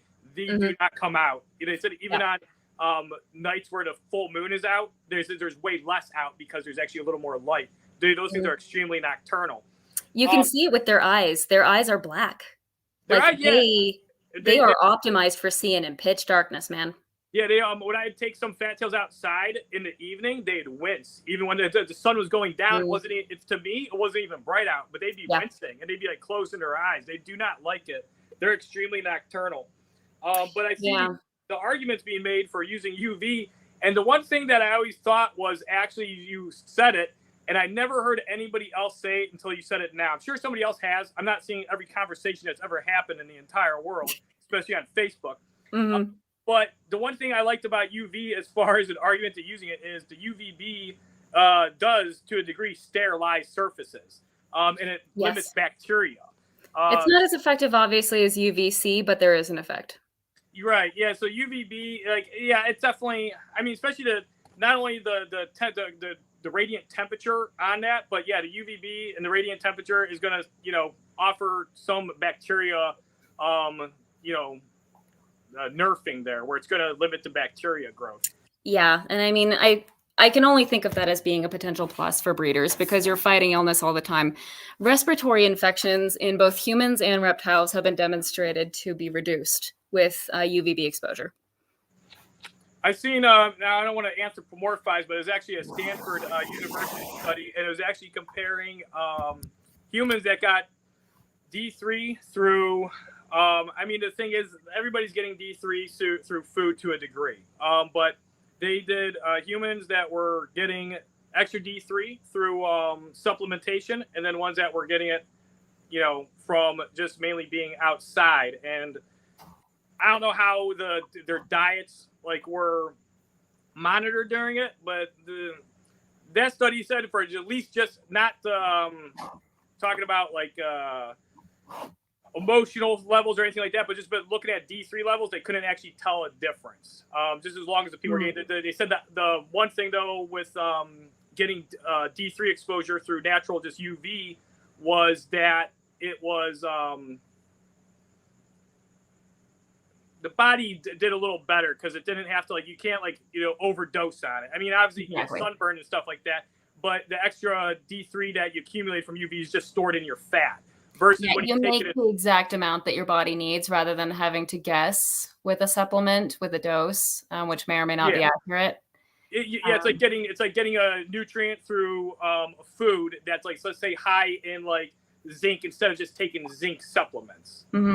This is it's also worth considering that vitamin D is not so much a vitamin as it is a hormone, and vitamin D3 specifically, cholecalciferol. And whenever you put synthetic hormones in an animal, they don't work as well. So regardless of what their blood serum levels are, the actual function of the thing is going to be better when it is produced by the body than if it is artificially introduced. And so thinking of it as a hormone kind of changes things a lot. Yeah. What about if it's dietary hormones that are really, optimal and it's the, right amount, or it's, good levels of it? Yeah. If you can figure out exactly how much the animal needs, on a per day basis, for its sex, for its time of life. That's a very difficult calculation to make, especially with small animals that have very little research done on them to begin with. But in theory, it could be very effective. I have heard of at least one person successfully at least breeding bearded dragons with enough dietary D3. I've heard of that too. But is it best practice for the animal's total welfare? How do they actually feel on the dietary D3 versus having it completely natural? is, I mean, we can't interview them. We're not Dr. Dolittle. So we have to guess, and we have to make a lot of extrapolations from other animal research, like humans, you know, like how do you feel when you're on, a good example actually would be to interview women on natural estrogen versus synthetic. Okay. And I'm not even talking about, you know, the transgender issue here. I'm just talking about postmenopause. Women use postmenopausal women use synthetic estrogen as a coping mechanism to ease their symptoms, and it does work, but they're never going to feel as good as they did when their body was making it themselves. And you see this actually. Women's hormones are manipulated a ton, so we see a lot of research on this. Happens actually in childbirth hormones as well, pregnancy and childbirth. You see the difference in how effective natural made hormones are compared to their synthetic equivalents, and the way that each functions in the human body. It's a whole rabbit hole of research. I have a personal interest in hormones. I think they're very interesting. Yeah, that's not really relevant to the topic at hand. a little bit, because you say D3 to treat it more and think of it more of as like a hormone. Mm-hmm. And so is that one reason you're really interested in D3 too then? Or is, I mean, I guess that's just kind of like a correlation. It's one thing that you're passionate or interested in, hormones, and knowing about that. And that also kind of neighbors and is useful information to understand D3 as well. It's a keystone of physiological welfare. If you break it down, my area of focus as a husbandry researcher is I'm a welfare researcher. My top priority is always animal welfare. And so you have to look at both the body's welfare, and you have to look at their neurological welfare as well. And understanding, and frankly, hormones play a role in both neurological and physiological. So they are very important to pay attention to. Other hormones that I'm very interested in, that pay a lot of attention to with reptiles, are going to be all of the hormones involved in the circadian rhythm. So that day-night cycle, invertebrates, basically anything that can perceive light is affected in some way by it, by its presence and its absence. And that changes their hormone levels. That's why you see reptiles go down in temperate areas, especially, but you also see them in more tropical areas, these seasonal changes, the way they react to the increased presence or the decreased presence of light in their environment. And like you said, African fat-tailed geckos are less active on nights when there's a full moon. That happens with a lot of species, whether they're less active or more active, actually. Increased hunting behavior on a full moon, for example, for animals that don't have as good eyesight, because they can actually hunt at night. They can see enough. And that changes. You see, I mean, there's a ton of research on it in humans, because blue light stimulates cortisol, our stress hormone, which is also our wake-up hormone. And red light kind of stimulates our melatonin a little bit. And that's our relaxation, our sleepy hormone. And melatonin production is involved in humans. I don't know how, if there's probably a melatonin equivalent in reptiles. I haven't dove that deep into it yet. But in humans, it affects sex hormone production. Testosterone and estrogen and progesterone are all affected by the levels of melatonin in the body. And when there's not enough, it affects those hormones too, and how much that you can make. So everything's connected. And so being able, even if you can't get the hormones perfect, if you can give the animal the ingredients that it needs to produce the hormones that it needs to breed successfully. I mean, that's why we brumate a lot of species before breeding them, why we cool them, because they tend to breed better or more successfully when they have had that chance to rest. It's all about hormones. Give them the ingredients that they need. And that's my current philosophy with reptiles. Give them the ingredients that they need and let them take care of themselves. Freedom of choice. Give them, the right temperature range. Give them the right UV range. give them the right type of enrichment in their enclosure so that they can choose how they want to spend their day, whether it's up in the trees or down in a burrow, again, depending on the species' individual proclivities. That is going to give you the optimal outcome in the long run for animal welfare, especially with reptiles, since they are so independent. Yeah. Well, that's a good philosophy. And I mean, I think that's, you can see it in your presentation. I've seen it at like Salt Lake City where you're handing out, care sheets and everything. And I definitely, the one thing I knew I was going to be talking about, what I thought the conversation might turn into is talk a lot about, UV lighting, because I know that's definitely lacking in a lot of people's, like, especially large breeder setups, like, Yes. especially like me. Like, And while it's expensive. I do have Launch clear is top costly. lighting and stuff. Yeah, I don't have UV on any of my snakes. On any of my hognose. I know snakes are really good at self-regulating D3, because if you give them like liquid calcium with D3, which is pretty much instantly absorbed, they have a very difficult time with it because it's like an instantaneous amount, and their bodies are thrown off by it. So somebody asked Holly, what's a good natural source of D3? I'll have you answer this one and what you think on this one. If you're talking about dietary, it's going to be their prey. Exactly. So that's the only way they can get it. And that is how predators get all of their nutrients, is from well-fed prey.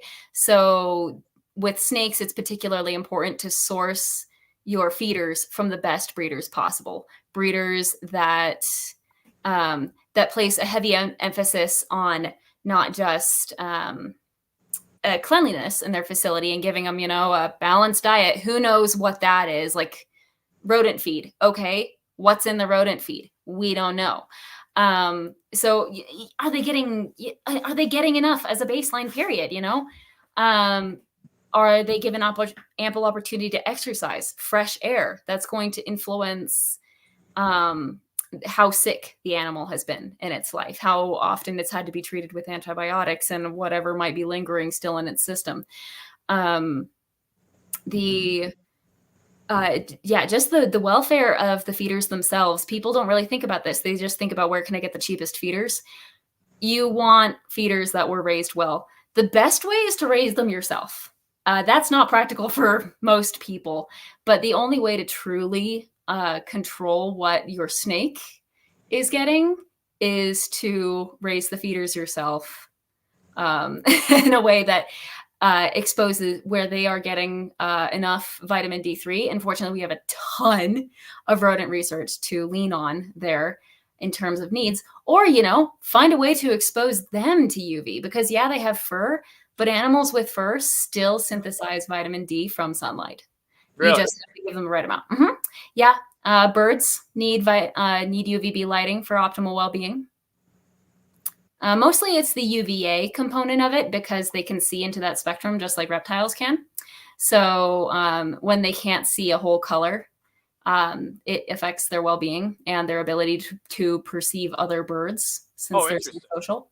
That makes sense, actually, because that's how we perceive like pigmentations in anything, is light refracting off of it. And then birds, kind of like reptiles, a lot of their feathers refract back different light. So if it's not the right light wavelengths, they're not going to look the same. And it's basically like being colorblind, red-green colorblind. The world is going to look very different to you compared to somebody who can see, who has all three functioning cones. Yeah. Answer the question for Kat. How are they meant to get fresh air? Another good way to introduce fresh air is a little USB fan. Yeah, I have a lot of fans going in my place. I have actually, it was very expensive. I don't know. I don't know what the hell it's called, but it's an see that big pipe above me? That actually runs through my furnace. This actually all connects to my furnace, and the furnace runs off of air that's actually pulled from the outside. So I have a ventilation system that's always circulating air in here. But just because it's like bringing in fresh air, whether it's being like, when I have my heat on or when I have my air conditioning on, I still have fans going. I have a ceiling fan. I have some other small ones.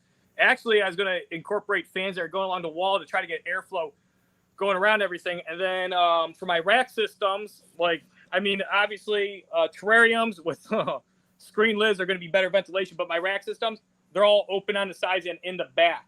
And so since I have good circulation going in here, there's air going between the racks, and and there is like gaps along the edges. It's not the absolute best, but it's like significantly better than stagnant, like just rack system, or those rack systems that are closed off on the sides or backs, because that's the one thing. Like Hognose are actually, from my experience, they're way more susceptible to bacterial infections than other commonly kept colubrids like corn snakes and milk snakes, king snakes. I think some of that has to actually do with because corns, milks, or especially like milks and kings, like a lot of the Lampropeltis, they live under rocks or they live in fissures or cracks and stuff, and they're often living in conditions like maybe similar to that. Oh, they go similar. It's like ball pythons where they're in burrows. And so they're more frequently in stagnant areas and exposed to their little more their own bacteria. While hognose snakes are from the Central Plains, while you utilize abandoned rodent burrows, the one study in Minnesota actually shows that they're above ground 70%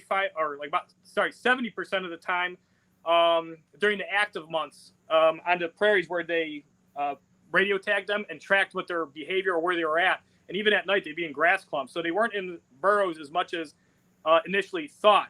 So while they are still semi, fossorial, they're not as fossorial as what was,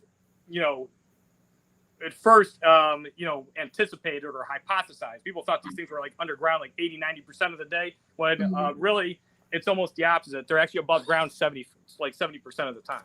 Yeah, I came across a very fascinating field report with a similar species, the Kenyan sand boa. Okay. It was found 10 feet up in a tree. Really? A Kenyan sand boa? Yeah. What? Somebody throw it up there? It makes you wonder. It's like, what was it doing up there? Like, you see these animals as super, super fossorial, and then you get case reports. It's like, oh yeah, that's why freedom of choice is a thing, because some of these animals be weird. And individuals are different from their behaviors, their personalities, and adjusting their environment to match the individual as you get to know them is also something, it's a fun thing to do as a pet keeper. Is to pay attention to the animal's personality. What do they like? What do they don't like? Do they like to spend time in the water? Do they not? If you can rule out health problems that might be influencing the behavior, it's a good way to optimize their environment for them. But just to wrap up the natural source of D3 discussion, the other way is UV. Yeah, right. Yeah, the animal make it themselves because, like CHONDROS snakes, they probably have a higher threshold for D3. So they need more of it in their system than, say, a nocturnal or crepuscular species.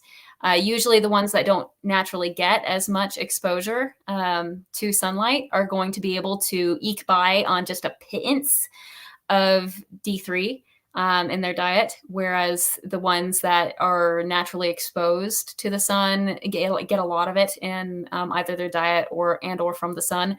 Those guys are going to have a much higher threshold, and that's going to affect their immune function. See how it's all interconnected. There are so many different factors that come into it.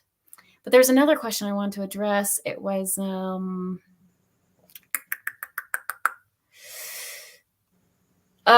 if you're breeding your own feeders, Holly, that is going to take some research on mice. About the optimal way to feed them. I'm guessing in most cases, pre-formulated feeds are not going to get you, they're going to let them breed and they're going to appear healthy, but they're probably not getting everything they need. Fresh foods are usually going to be the best choice for most animals as opposed to a pre-formulated diet. So giving them, greens. Mice eat grass and hay, usually. It's not just grain. Insects, even. Small vertebrates on occasion. So getting familiar with the animal's natural history, the way it's supposed to eat. And then also, taking them to the vet. Maybe not all of the animals in the breeding colony, but like the breeding females, for example, are going to be the ones that you'll want to keep the closest tabs on. What are their blood serum levels looking like for various nutrients? And that's going to tell you what they need in their diet and how it needs to be adjusted. So treat the feeders like pets is the baseline. Whew. Yeah, no, I think that's a awesome take on it. Because one thing, it's funny, this is related because I just came across this a couple days ago. But D3 levels in frozen mice, they said were low, like in comparison to what they should be. They said those mice were actually low in D3, so they were actually kind of like a little D3 deficient. So then that made me, but the thing is, like, I supplement actually all my feeders for my snakes. I do breed some of my own mice, but I can't breed enough for all of them. And so that's one. You need a lot. Yeah, I have 2 racks. Breeding mice is actually very difficult because you have to be constantly rotating the breeders because they don't like breed indefinitely. After like 7-8 months, they already kind of start to crap out and they're not breeding that well anymore. Yeah, their lifespan is painfully short. My brother cared for lab mice for years, actually, when he was in college. So I got to hear a lot about how that works. All right, we got a question here. This one looks pretty significant. Mariah, what kind of books did you want to write before you decided to drop being a novelist? Okay, she actually did some research. Yes. Oh, man, I was really hoping no one would ask me about this. Yeah, so my bachelor's degree is actually in writing. That was, I thought it was my life calling until Reptiles called a little louder. And I mean, fortunately, you know, taking a writing class, if I hadn't, or getting a writing degree made me take technical writing. Had I not taken that technical writing class, I probably never would have actually started ReptiFiles as a serious thing. So it all worked out in the end, right? In that funny way. But yeah, back when I wanted to be a novelist, I wanted to write anything that interested me, really. I liked to, like, I've been writing little stories as a hobby since before I could write, actually, before I really knew the alphabet. That's how long I have had this as an interest, as a passion. I liked fantasy. Fantasy was a big draw because, you know, it's so imaginative. I never like, I like reading historical fiction sometimes, but I don't like the amount of research that has to go into it. I like making things up. Science fiction occasionally.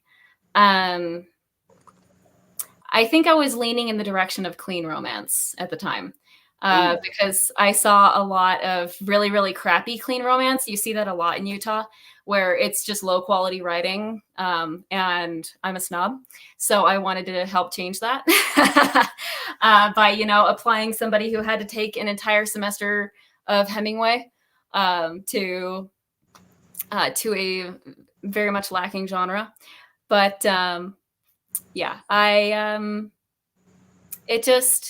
it is something I do on the side for fun, but it's strictly just for me and for fun and for mental health now.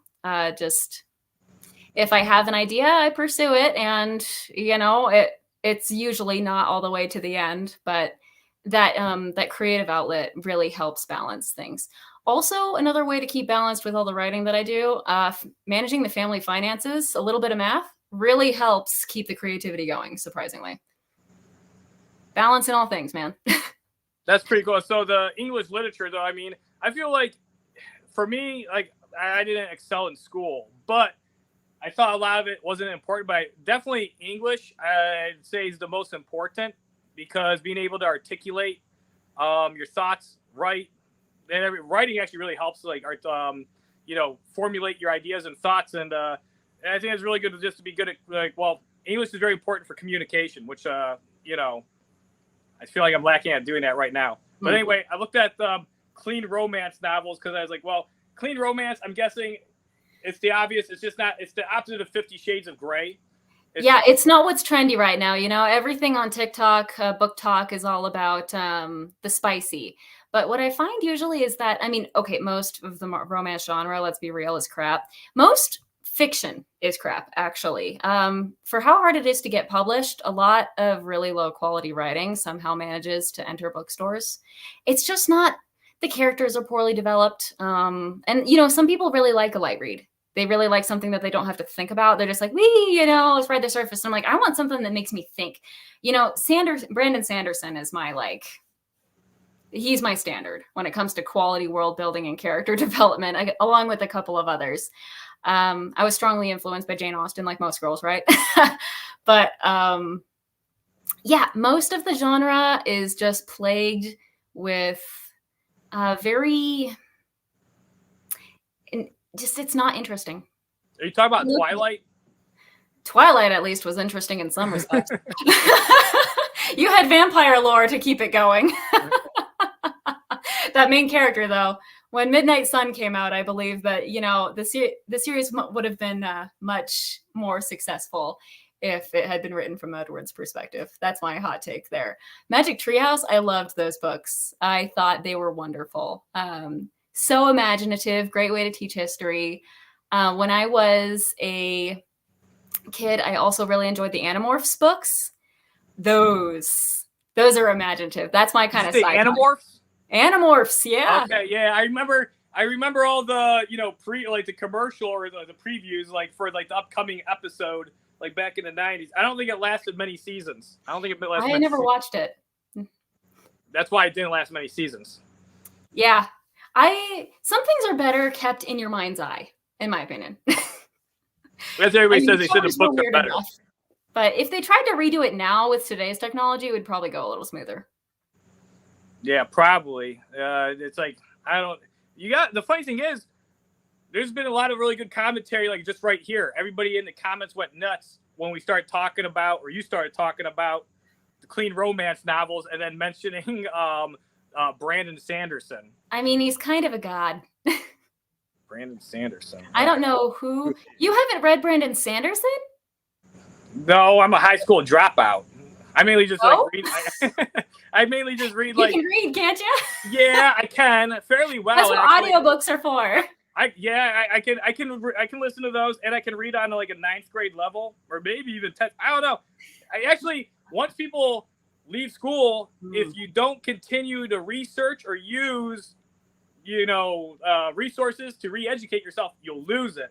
So I'm actually probably on high school level as far as reading, just to stand up for myself a bit. I don't want to joke around too much about my lack of education, but I do like pursuing information. But my interest is mostly nonfiction. So Brandon Sanderson, he's writing mostly, like sci-fi, fantasy. Okay, that's his wheelhouse. He really goes in. He's heavy on the world building, so it's always a fascinating read. And he has a very interesting writing voice. He's written everything from books for grown-ups, not spicy, but just more advanced literature, to like kids' books. He's actually releasing one. It's illustrated for like younger children that I'm really excited about because it sounds great. But yeah, he's very prolific. He I don't know what devil he sold his soul to, but like the man writes like a demon. I don't think he sleeps. He writes multiple books at one time, and these aren't small books either. Like, oh really? Yeah, these are not your average bookstore light novels. These are like the Stormlight series that he has going right now.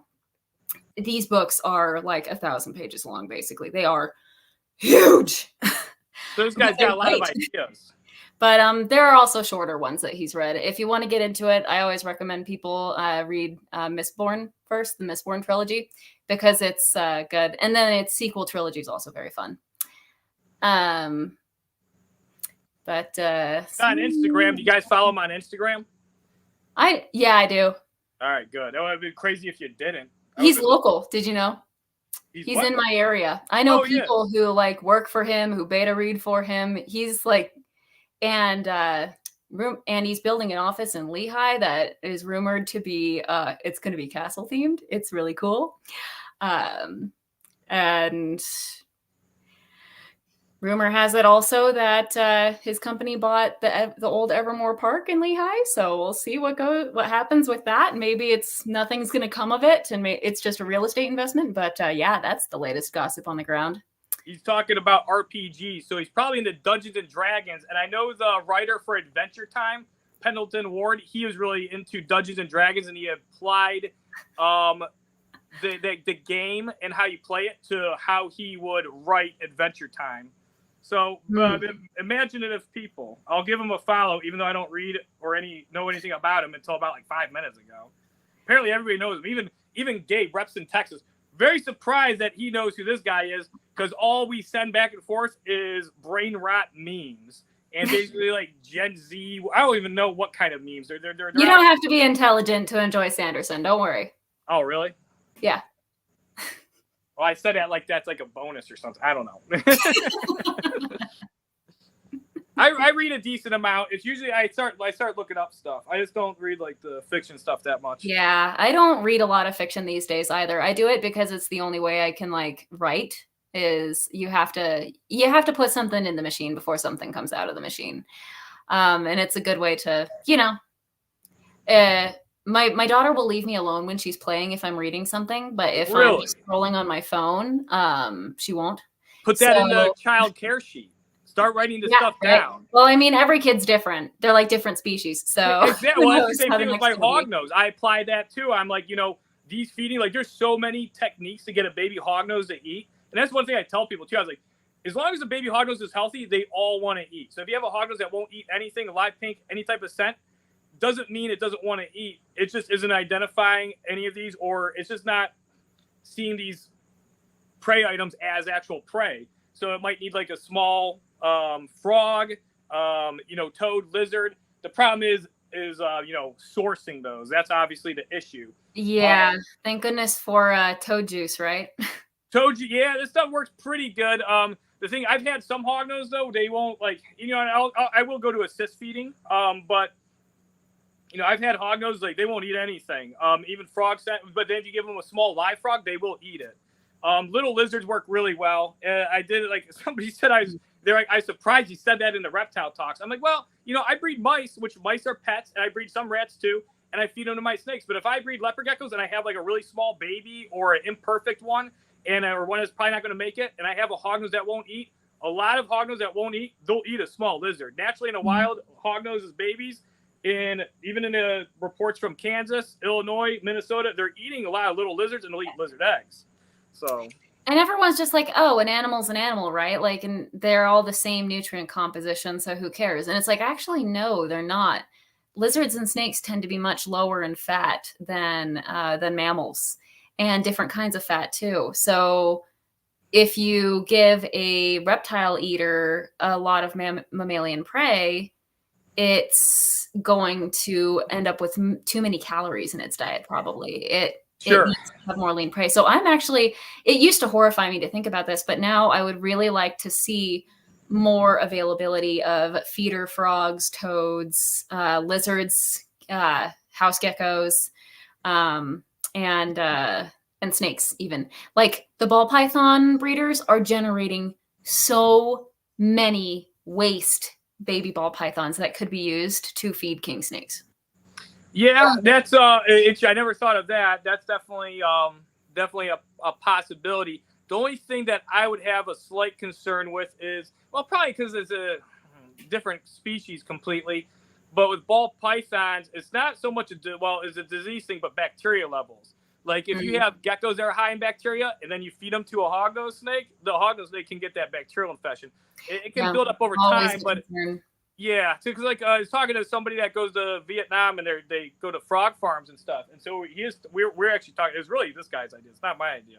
I mean, it's kind of my idea a little bit, just from me liking his idea. I have the idea of liking his idea of importing a lot of feeder frogs, but there's a lot of concerns I have with it. And I found that there's actually better ways to do it. But yeah, that's why I like with like hognose snakes, you know, a snake that's not really supposed to be eating many rodents at all, but they're fed primarily rodents. That's why it's important to supplement. And then also big portion control, because if you overfeed them, it's very easy then to like mess up a hognose and get them very unhealthy just from feeding them like, you know, a fairly consistent diet once their metabolic rate slows down. Yeah. Answering some questions here. Yeah. Frozen thaw does not eliminate all risk of bacteria and parasites. There are some that can survive the freezing process, but I mean, once it's been frozen for 48 hours to a week, most of the nasty stuff is going to be gone. A lot of parasites just can't survive that. It really depends on the pathogen you're talking about. But Yeah, that is one of the big pluses of feeding frozen, is Yeah, that so it eliminates a lot of the nasties. it definitely helps kill some stuff. Like the only protozoa I don't think is Cryptosporidium, and then briefly Crypto is so bad. Yeah, cryptosis, it can withstand like freezing. It needs to be deep frozen for like, or flash frozen for like a decent period of time. I don't even know it exactly, and cryptosis is like so tough and fickle. Like I wouldn't even be comfortable with, unless there was some like deep research done, and I actually was like kind of seen it for myself that you could feed something that is exposed to cryptosis without an animal getting it from being deep frozen or at a certain temperature for a period of time. Heating it's so hard to kill crypto. It's ridiculous. I would hope that animals that naturally eat reptiles, or so reptiles that eat other reptiles, are going to be more resistant to those pathogens than the ones that normally don't. Now, whether that holds as true in captivity as it does in the wild is something to explore, because when it comes to gut flora, that is going to strongly influence what the animal's immune system and what it can tolerate in its diet. And they have much more limited gut flora in captivity than they do in the wild, and that affects a lot. They're wimpier, I'll just put it that way. Yeah. They eat like garbage disposals in the wild. They're very indiscriminate, but I mean, in captivity, you have people always joking about like, how would my animal survive in the wild? And it's like, if you threw it outside, it wouldn't. Like, it hasn't been raised for that environment. Yeah, then the other thing too is like say like a hognose snake on an all rodent diet, that actually changes their pH levels in their stomach. It makes them more susceptible to bacterial infections too. And even your water with a lot of like if you have water with chlorine in it, that can affect the animals' gut flora. Yeah, that's why I've got a water filter on my hose. Because I got a water filter for my whole place because of that too. So that's an important. Yeah, I've got to install one now that I actually own my own place rather than just renting. Treatment for protozoa. I did see something in, I feel like it was the Journal of Veterinary Medicine, about a treatment for crypto. I haven't seen anything on IBD. But yeah, we're working on crypto, on figuring out, I mean, since crypto is a wasting disease, it just, yeah. And like Bree says, it's very species dependent. The treatments and the size of the animal too. But I wanted to address the mourning gecko colony thing. One careful thing you have to be with mourning geckos as feeders, because they're partho, if it doesn't get eaten, it might reproduce inside the animal's enclosure. And then you're going to get a colony of mourning geckos. So you have to make sure it gets eaten. That'd be good. That could be good. If you're yes and no. They're like, they will infest. Mourning geckos, I used to think they were great pets. And now I'm like, no, they really aren't. Because at some point you just have to let it be Lord of the Flies in there, which is not an accurate reference. But you just at some point have to let them start eating their own babies and managing their population that way, because it's exponential. And you just have to pick an enclosure size that you're comfortable with, and they will literally grow to fit. And then preventing those tiny babies from escaping the enclosure is basically impossible. I'd like to experiment with an acrylic, like invertebrate style enclosure. I hate acrylic, but I'm willing to try it for mourning geckos. And then do a screen top, glue that in. And acrylic enclosures are usually extremely tight in terms of not having cracks that can be exploited, a lot of terrariums do, made out of glass or PVC. So I think I might be able to prevent escapees. I see them all over my reptile room. I already see them in the basement. A couple of them. That's kind of cool. Yeah, but they die, and then it's really sad. Oh, that's not cool. And you're like, that's a terrible way to die. I would rather you got eaten in a couple of bites rather than dying of deprivation in some corner. Like, it's just, mourning geckos are fascinating species, but there are certain things you have to come to terms with when it comes to keeping them, like the fact that they're functionally immortal. I will have these mourning geckos until I die, unless I do something to destroy them. because they won't be the same reproduce. morning geckos, but they will be the same lineage. Yeah, exactly. Mm-hmm. Yep. So it's yeah. Get a gecko eater, get a lizard eater. I've thought about it so many times. Like, what if I just got like a vine snake and let it loose? You know?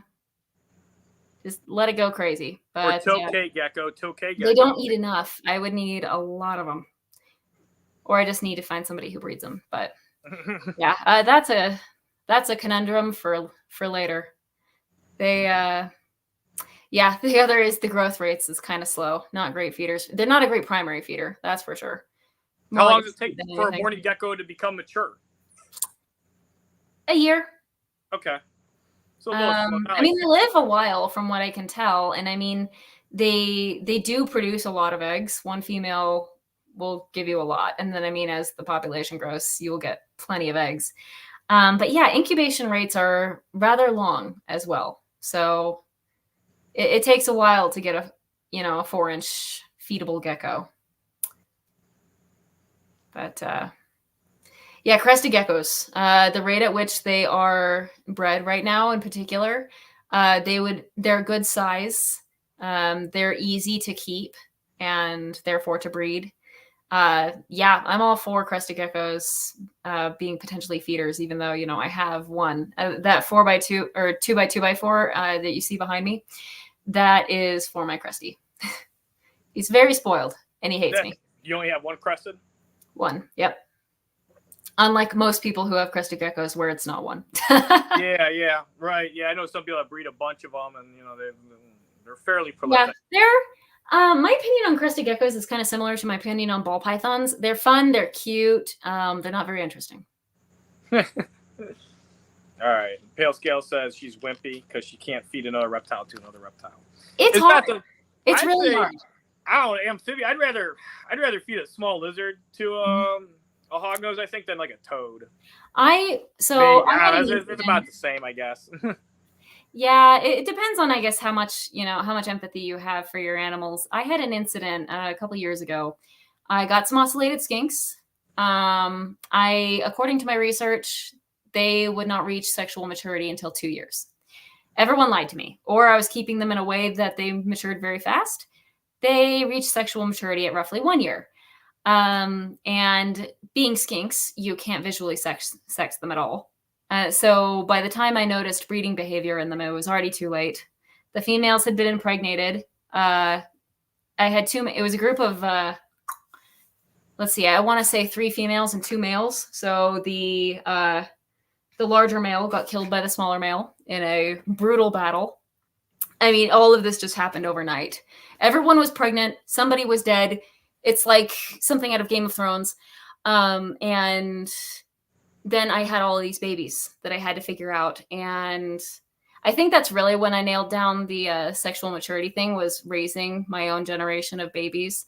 Because before I was like, oh, I guess these ocellated skinks were older than I thought they were. And then I raised them and I'm like, we should be safe for a year.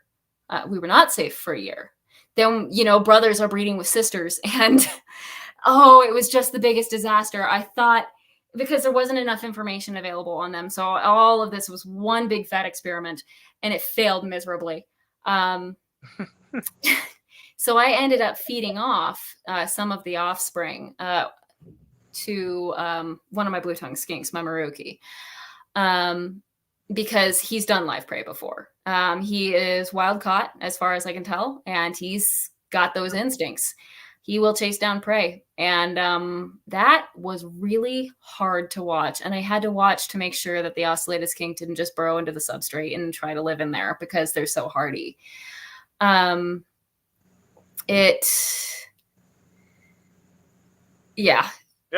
not something I would like to do again. Frozen thawed would be a lot more palatable just from I don't have to watch something die a miserable death. Yeah, it was not pretty. A little skink's going to kind of like swim around almost where they run, where they kind of like scurry. Yeah. And it was messy. Going to try to take it down. Mm-hmm. Yeah. So yeah, that was my horrible experience. Now I have 6 females coexisting in a 4x2x2. They are all definitely female. I managed to sell off the males. Let's see, one of the males and 2 of the females ended up going to West Liberty University as lab animals. There's a lot of interest in ocellated skinks as lab animals because of their high reproduction rate and the fact that they are, as far as I understand, placental. So not only live bearing, but they just have a really, really interesting reproductive system. And so there's a lot of research going into them just because they're weird and it can kind of be applied to humans.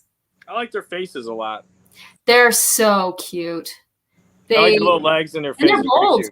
I mean, they're skinks, so they're bold. Yeah. You don't want to breed them anymore? These babies, they got to be cute. Look at this one. Somebody's getting Those babies are so cute. There's a picture on my way back on my Instagram feed of a couple of adults with one of the juveniles all basking together underneath a rock, and just adorable. They're wonderful. You didn't want to make more of those? I would love to if I can figure out how to sex them before it's too late. Okay. Well, when you said you had like a confirmed 7 females and you said you had a male. The only reason I know that they are definitely female is because I've been keeping them together and I haven't seen breeding behavior. So there could be a male who's just not interested in women, but I've seen those before. No one's pregnant. Check that out. Well, I don't know why I'm showing you. You already know, but that's for everybody else, actually. This is for everybody. Yeah, that's for everyone else. If you've never seen an ocellated skink, there they are. They're from the Mediterranean. There's an invasive population in Arizona. That's cool. And they're really fun. They're semi-fossorial, so they spend a lot of time under the dirt. Actually, right now, since I don't have a layer of actual substrate quite yet in their enclosure, I just have potted plants. They've burrowed into the potted plants. They like to be under rocks, but they come out, they watch you. You come out with food and they're like, oh yeah, and they'll rush you, like chickens. And then they'll nibble your fingers because they're not that smart. And they don't hurt because, the max they get it. They've got these tiny heads and 8-inch long bodies at most. And they have interesting social dynamics. They pick on each other for sure, but it's usually not bad. Yeah, skinks are honestly like, I just really like skinks. Skink Day as a group is wonderful. Fire skinks I've definitely considered just because they're so gorgeous. I thought about if you never owned a fire skink before? Nope. That would be one of the species I'd happily foster for an opportunity to really get to know them. I really have to be careful about what species I add to the collection at this point because I'm running out of room and I really need to rein things in to focus on the research aspect of things. What's that room behind you? It looks pretty empty. I know, right? But yeah, I need to make sure there's room for the couple species that I do want to add to the collection permanently. Room for fosters, room to upgrade some of the animals that I already have. Like I want to put my mossy leaf-tailed gecko into a 2x2x4. Yeah. Right now she's in an 1836. I need room for my desk, for my library. I have boxes and boxes of reptile books that need shelves. And so there's a lot of plans for this room. I'm really, really excited, but it's going to take a while to make reality because a lot of income is going toward mortgage these days. Right. Yeah, that's understandable. That'd be cool when you have it set up, though. You'll have your whole book collection. Since you're an English lit person, that would be awesome. Oh, they're reptile books. So that's cool. That's my reference collection. It's, when I have a question about something, I crack open a book. And it's so awesome to have that opportunity, unless I can't find the book. I'm working on an article for BioDude right now about Pueblan milk snakes. And I have a book, a very good book, I think by Markle, on like all of the different Lampropeltis. And I can't find the book anywhere. Oh, no. It's in some box somewhere. And it's a gigantic, like 12-inch tall book. I don't know where I put it. It's not in any of the book labeled boxes, so I think it might have thrown into some miscellaneous box as a oops, I forgot to pack this kind of thing. And it's driving me crazy. I hate when I can't find a book. I'm sure it'll turn up. And if not, you It'll can turn buy up it. eventually when I don't need it anymore. Yeah, buy it, and then you'll find it within like probably a day after you get your new one. It's so true. I think I still have a duplicate of the Garter Snake Bible. Garter Snake Bible. I thought I didn't have it, and then I bought it. What's the Garter Snake Bible? Oh, what is it that good? Is it really like the Bible for garter snakes? Basically, it's an old one, but a good one. Isn't that blasphemy to call it the Garter Snake Bible? I don't think so. Yeah, I didn't think so either. Actually. It's got a blue cover. Where is that thing? I'm terrible with remembering names, so I always have to look things up. Yeah, Garter Snakes, Their Natural History and Care in Captivity by Roger Sweeney. I love garter snakes. They are really cool. I've only owned them like one time for a short bit. I had albino checkered garters when I was like 15, and they were like shitting so much I had to clean them so frequently once they got to like a year old. Oh, yeah. Mm-hmm. But yeah, I feel like that's a cool snake to have in like a bioactive with like UV and everything. That would be pretty sweet. And you can keep them in groups, which is not something you can do often with snakes. So that adds a whole. Are you sure you can keep them in groups? Are you sure? You should put it on Facebook. I want to see not all of them. A couple of them are cannibalistic. And so you have to be aware of that. But as far as the research that I've done and the conversations that I've had with one of the top garter snake breeders in the country, Don Belknap, it seems pretty okay as long as you know what you're doing. But he keeps them together. And in fact, you can't get the babies to thrive unless they have friends. Really? They do best in groups. Mm-hmm. Yeah. They do better in groups. Kind of like hognose snakes when you first start them out. A lot of times you get a better feeding response when they're in groups together. You don't have to. Huh. I don't really do it. I've done it when I was like really young. But if you do get them to feed together, you gotta have to like separate them pretty much immediately, because if you just keep them together, they're just gonna, eventually try to cannibalize one another. Makes sense. Yeah. Breeze asked, what species do I want to add? On my list right now, the top competitors are, I really want some kind of carpet python, possibly a Brettles. I think Brettles are gorgeous. They're just big, so that kind of gives me a little pause. But I like their personalities. I just think they're amazing. Or a super dwarf free tick.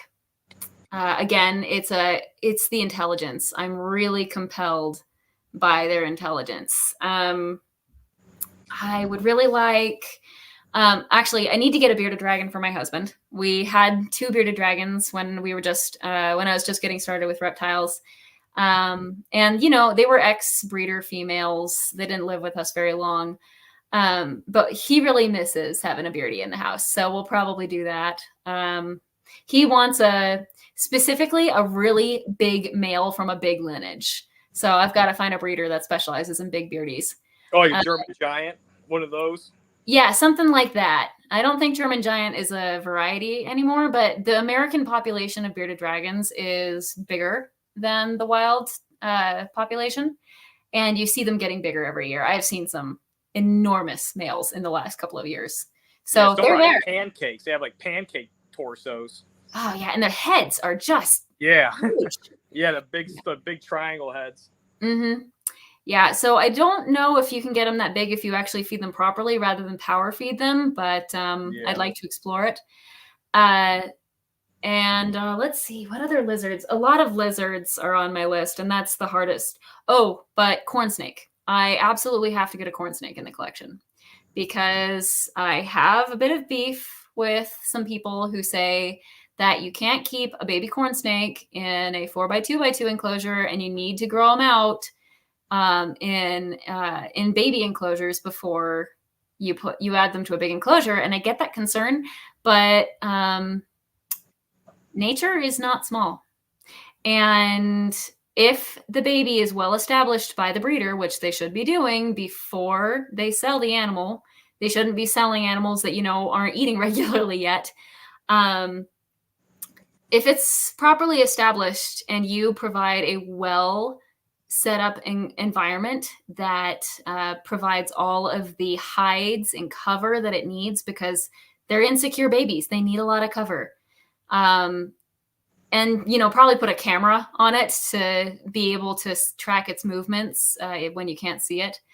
But I believe you can. And I just need to prove people wrong. So I've got a chip on my shoulder about that, and I'm going to prove myself right or possibly wrong. We're going to find out. And actually, right now, my planned thesis for my master's degree is going to be very similar, but in regard to crested geckos. Current wisdom is that baby crested geckos should be kept in tiny enclosures before they're introduced to their long-term enclosures at a size of about 12 to 20 grams, depending on who you're talking to. And I think, a lot of crested geckos and gargoyle geckos are sold before they should be. They're just itty bitty hatchlings. They're not grown enough to leave home. If, we have limitations on puppies, they can't leave mom until 8 weeks. We need to have some limitations for when we're selling lizards and snakes. Because like you see a lot of the bearded dragons in pet stores, teeny little hatchlings. You shouldn't be selling those things until they're 3 months old. Like, they take a while to establish, make sure that they're actually healthy, and actually ready to go to a pet home where they might get handled regularly. And I do believe that is the breeder's responsibility. So I'm going to take some properly established, I haven't decided an age or a size yet, crested geckos, and I'm going to work with the undergrads at West Liberty, and we are going to test baby crested geckos raised in an adult-sized enclosure versus a small grow-out enclosure for hopefully a year. I still need to work out the details. Do you think reptiles imprint on smaller environments? Yes, I think they do. When you raise an animal, they're very moldable when they're young. You introduce them to the environment that they're supposed to get used to live and thrive in for the rest of their life.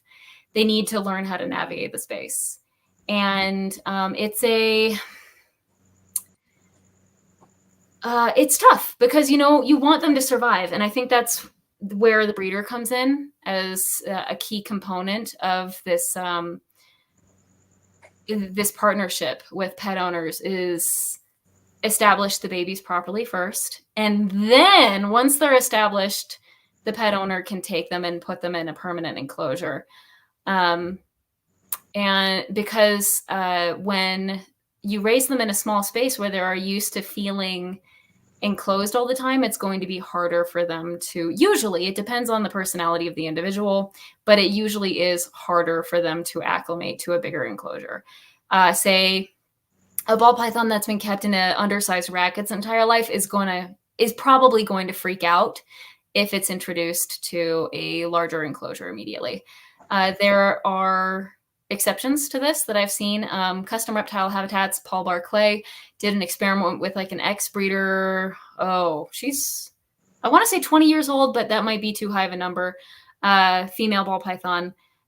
He used Lori Torini's method of putting a tub in or connecting it to the 4x2x2 enclosure and then letting the snake introduce itself to the new environment. The snake was spending most of its time in the larger enclosure within days. So that's not always the case. My own ball python was bred in a rack, very tiny one. Not great. Not my favorite breeder setup, but yeah, that's how she was raised. And then we introduced her to a 10-gallon as her first home, which we then, trying to get my facts straight here, I think we went from the 10-gallon to the 4x2x2. There may have been an intermediary step there, but she adapted great. She's just a very sedentary ball python. Like, some of them are really active and some of them are not. This girl sleeps 6 months out of the year. Yeah. It's one of the reasons why, when people are like, ball pythons are the best pets, I'm like, as long as you have other pets to keep you entertained while they're in winter cooling or fasting mode. But actually, with this move, I put her temporarily, just on a whim. I had her out when I was unpacking everybody and getting everyone moved in, and she was all over this space. She loves change. It's really funny. And is she doing the thing? Of course she's doing the thing. So she went into one of my blue tongue skinks' old 4x3x2 enclosure, so bigger than her old one. It is bare bones at the moment, but let's see if you can see her. You see her over by the lamp? There. Can you see her? I can see her very clearly. Yeah, she's up there right around the light. She has been up there on top of that poorly installed light for weeks. Well, that's the key. Poorly install it. They like it. Yeah, I had never given her a sky hide before. I thought she would be so freaked out by this new environment. And one of the first things she does, so she hangs out on the branch, and then a day later, she's up there. And she's decided she's arboreal, I guess. That Round as lava. That Jason Borgs, he has sky highs for his Hognose, and one adult female Hognose uses it all the that's time. interesting. Mm-hmm. Oh, and one thing too about the imprinting on a smaller environment and then not liking the large. They did that with rodents, and they found that rodents had a hard time acclimating, and they like to stay in the. It's kind of like people in jail. You know, they've been in jail their whole life, and they let me get back in there. Oh dear. Similar to I mean, that. in some ways, being in jail is pretty good. Wow. What kind of jails do they have out there in Salt Lake City? Well, I don't know. It really depends on what background you're coming from. If you're not sure where your next meal is coming from, and then you go to jail.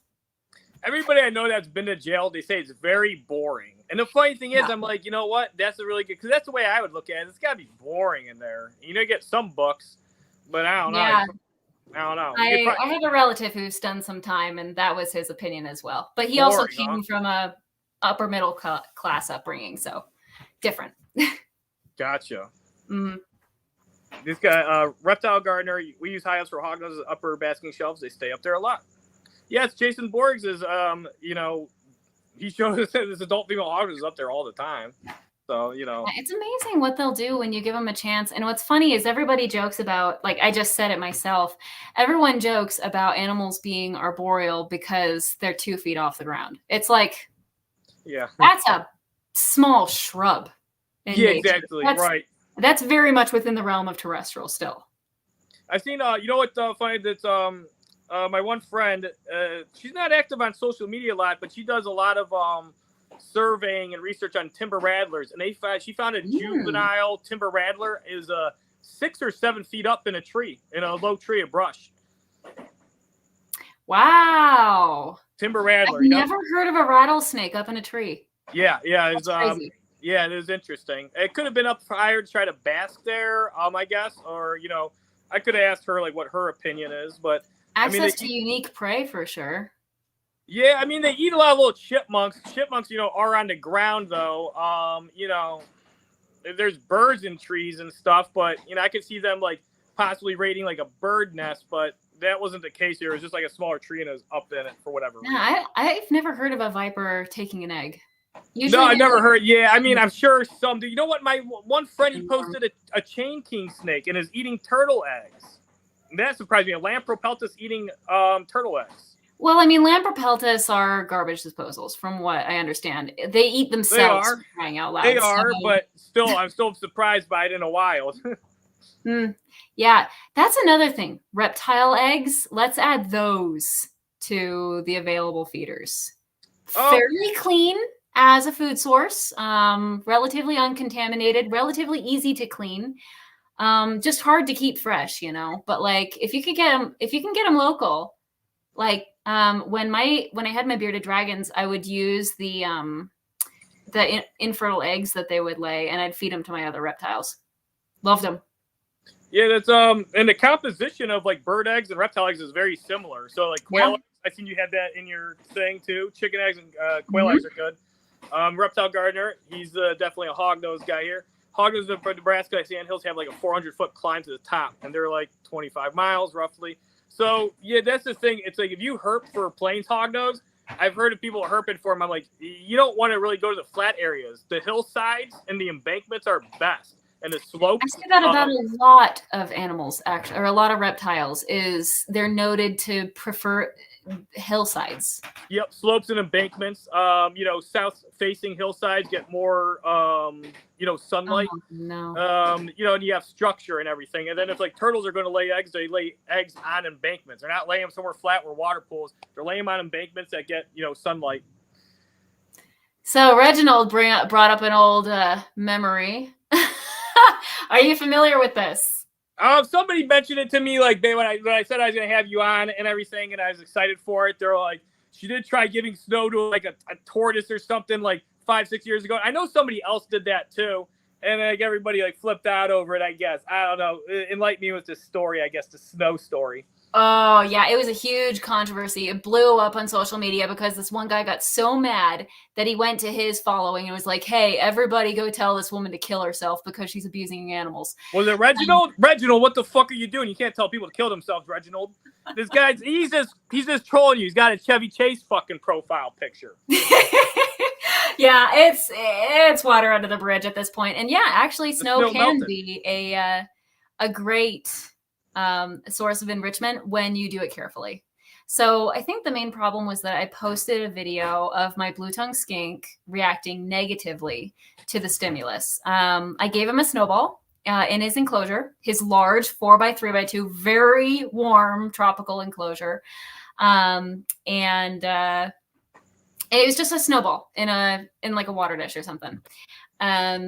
And he was very curious. He had a very positive response to it. This guy has an incredible appetite for enrichment. He can solve food puzzles and nothing flat. And the first thing he did when interacting with the snowball that I did not expect was he tried to bite it. Naturally, it's very cold. So he recoiled. It was very funny. I knew he hadn't been harmed. It was just unpleasant. And I unwisely posted the video of him recoiling, but not his recovery, to the internet, saying, haha, whoops, we learned a lesson today. But, this was a very interesting interaction with an enrichment object. And everyone was like, you can't feed snow to reptiles. Like, that's going to, freeze them from the inside. You're going to make them sick. This is cruel. I can't believe you do this to your animals. And I was like, oh. So then I posted what happened afterward. He reapproached the snowball, tongue flicking and all, nudging it a little bit. It was a negative first impression, but he continued to interact with it. He was still curious about it. He clearly was not traumatized by it. But at that point, everything had blown up beyond recovery. And despite the fact that, it was a successful enrichment experiment in which he got introduced to something very new and, a little bit of stress. There's positive stress and negative stress. And because of the way he reacted in his recovery, I would consider it positive stress that increases his general resilience and increases his quality of life. But most people on the internet did not take it that way because they didn't understand the animal's behavior, and they didn't understand that brief contact with snow via the mouth is not going to freeze an animal solid. This is not the King Midas Ice edition. This is just getting at worst, a brain freeze. And not even that, because it didn't touch his mucous membranes, really. It just was a very brief lip contact, basically. But so bad enrichment opportunity because they can't thermoregulate. They can thermoregulate. They are not endotherms, is the distinction there. But as poikilotherms, they can thermoregulate. And when they have an appropriate heat source available, when they feel cold, they will go seek out the heat. And that is the difference. It's different. If I had tossed him out in the snow where he couldn't escape the cold, that would be a problem. But if you give the animal the opportunity to, one, choose not to interact, and two, to, warm themselves back up again, no issue. It's not going to affect them. It is a shock, but like a snake moving through snow, I definitely do not recommend on a snowy day taking a reptile out and tossing them into your backyard. That's too much.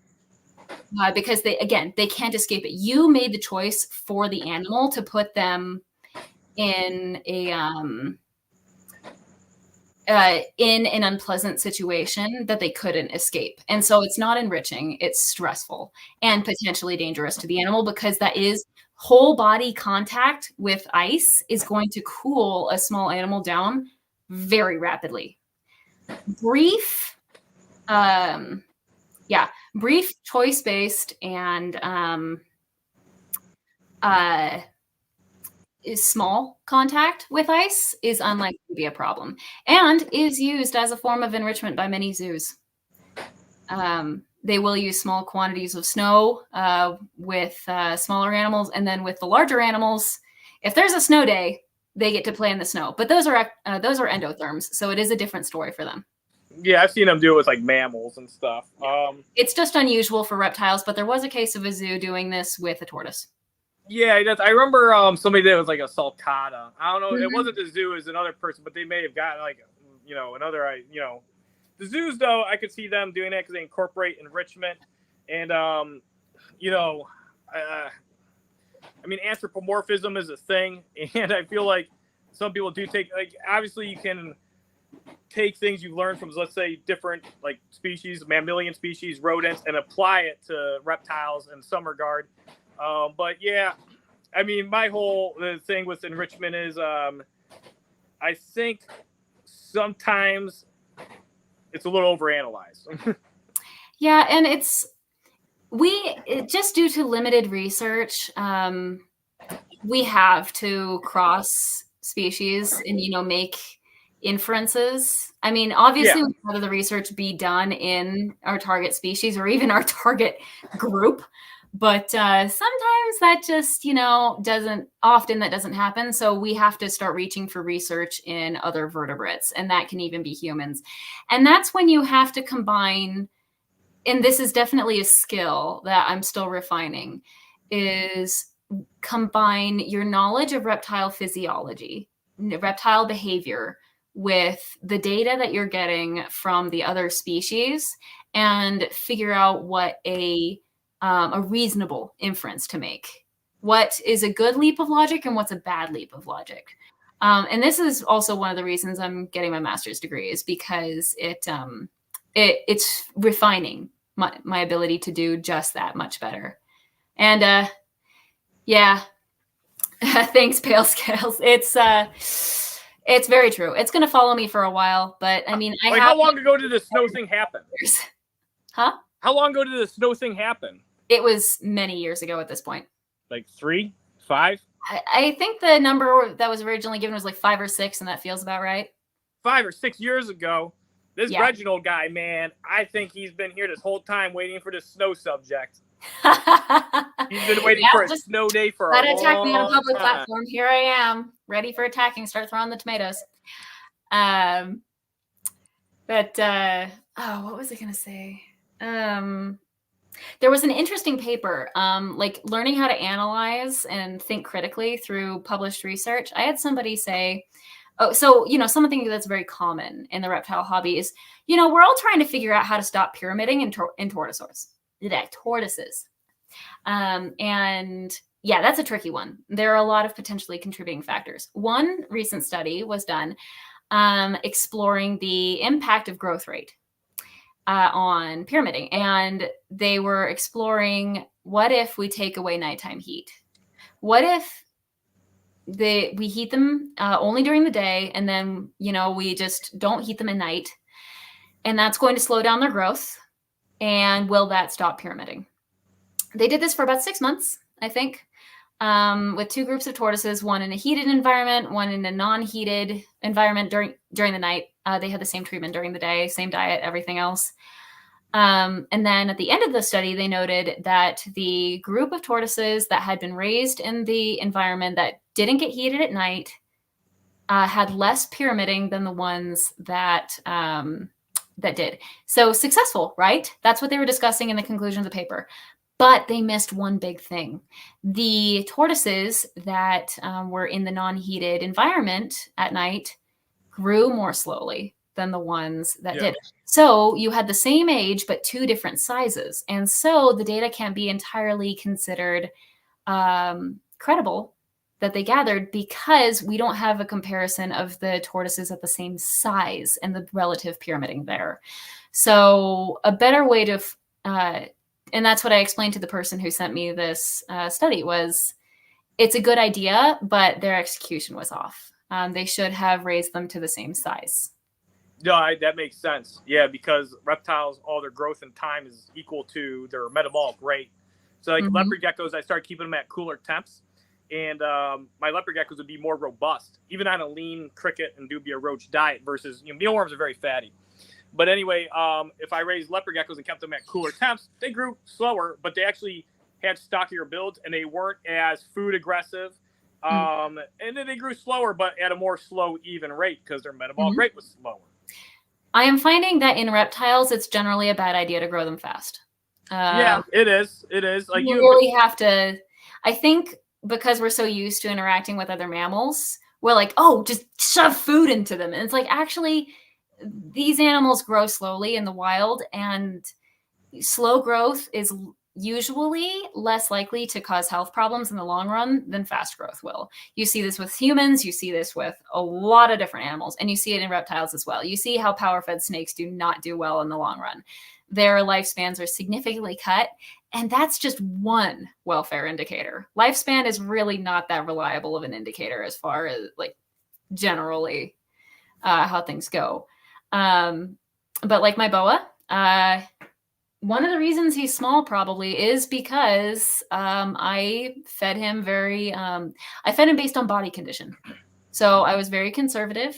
He was eating every 2 to 3 weeks. By a year or two old, probably about a year, which some people would crucify me for. They're like, whoa, that's like abusing the animal. Like, you're really going to stunt them. As far as I can tell, he's proportionate. He's not stunted. His health indicators look good. He grew slowly. And you can't do this for all. This is a boa. Boas and pythons have different metabolisms than colubrids. Colubrids, they eat more. They have faster metabolisms. And they need food more often, period, or else they're going to suffer, which is one of the reasons why I advocate for body condition-based feeding.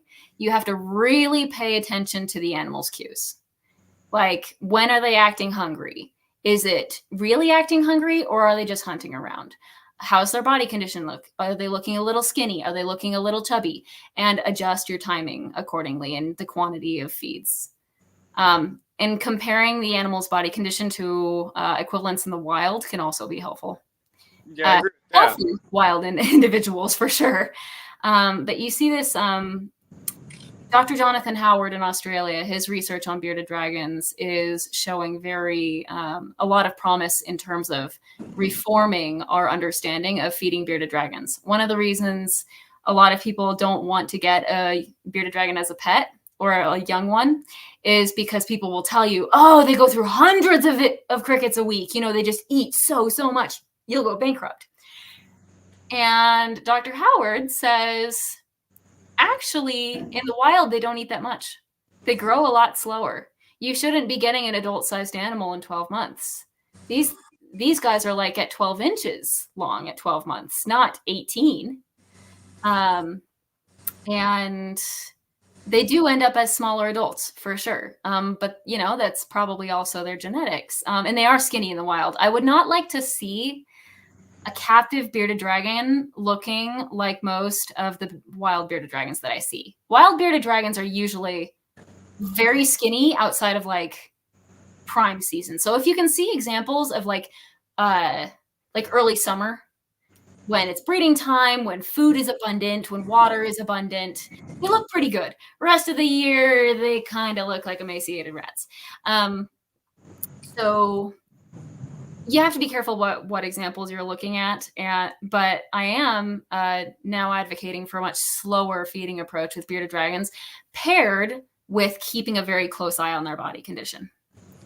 And with Dr. Howard being the foremost researcher on bearded dragons at the moment, I trust him pretty heavily. I actually have a thing going with him.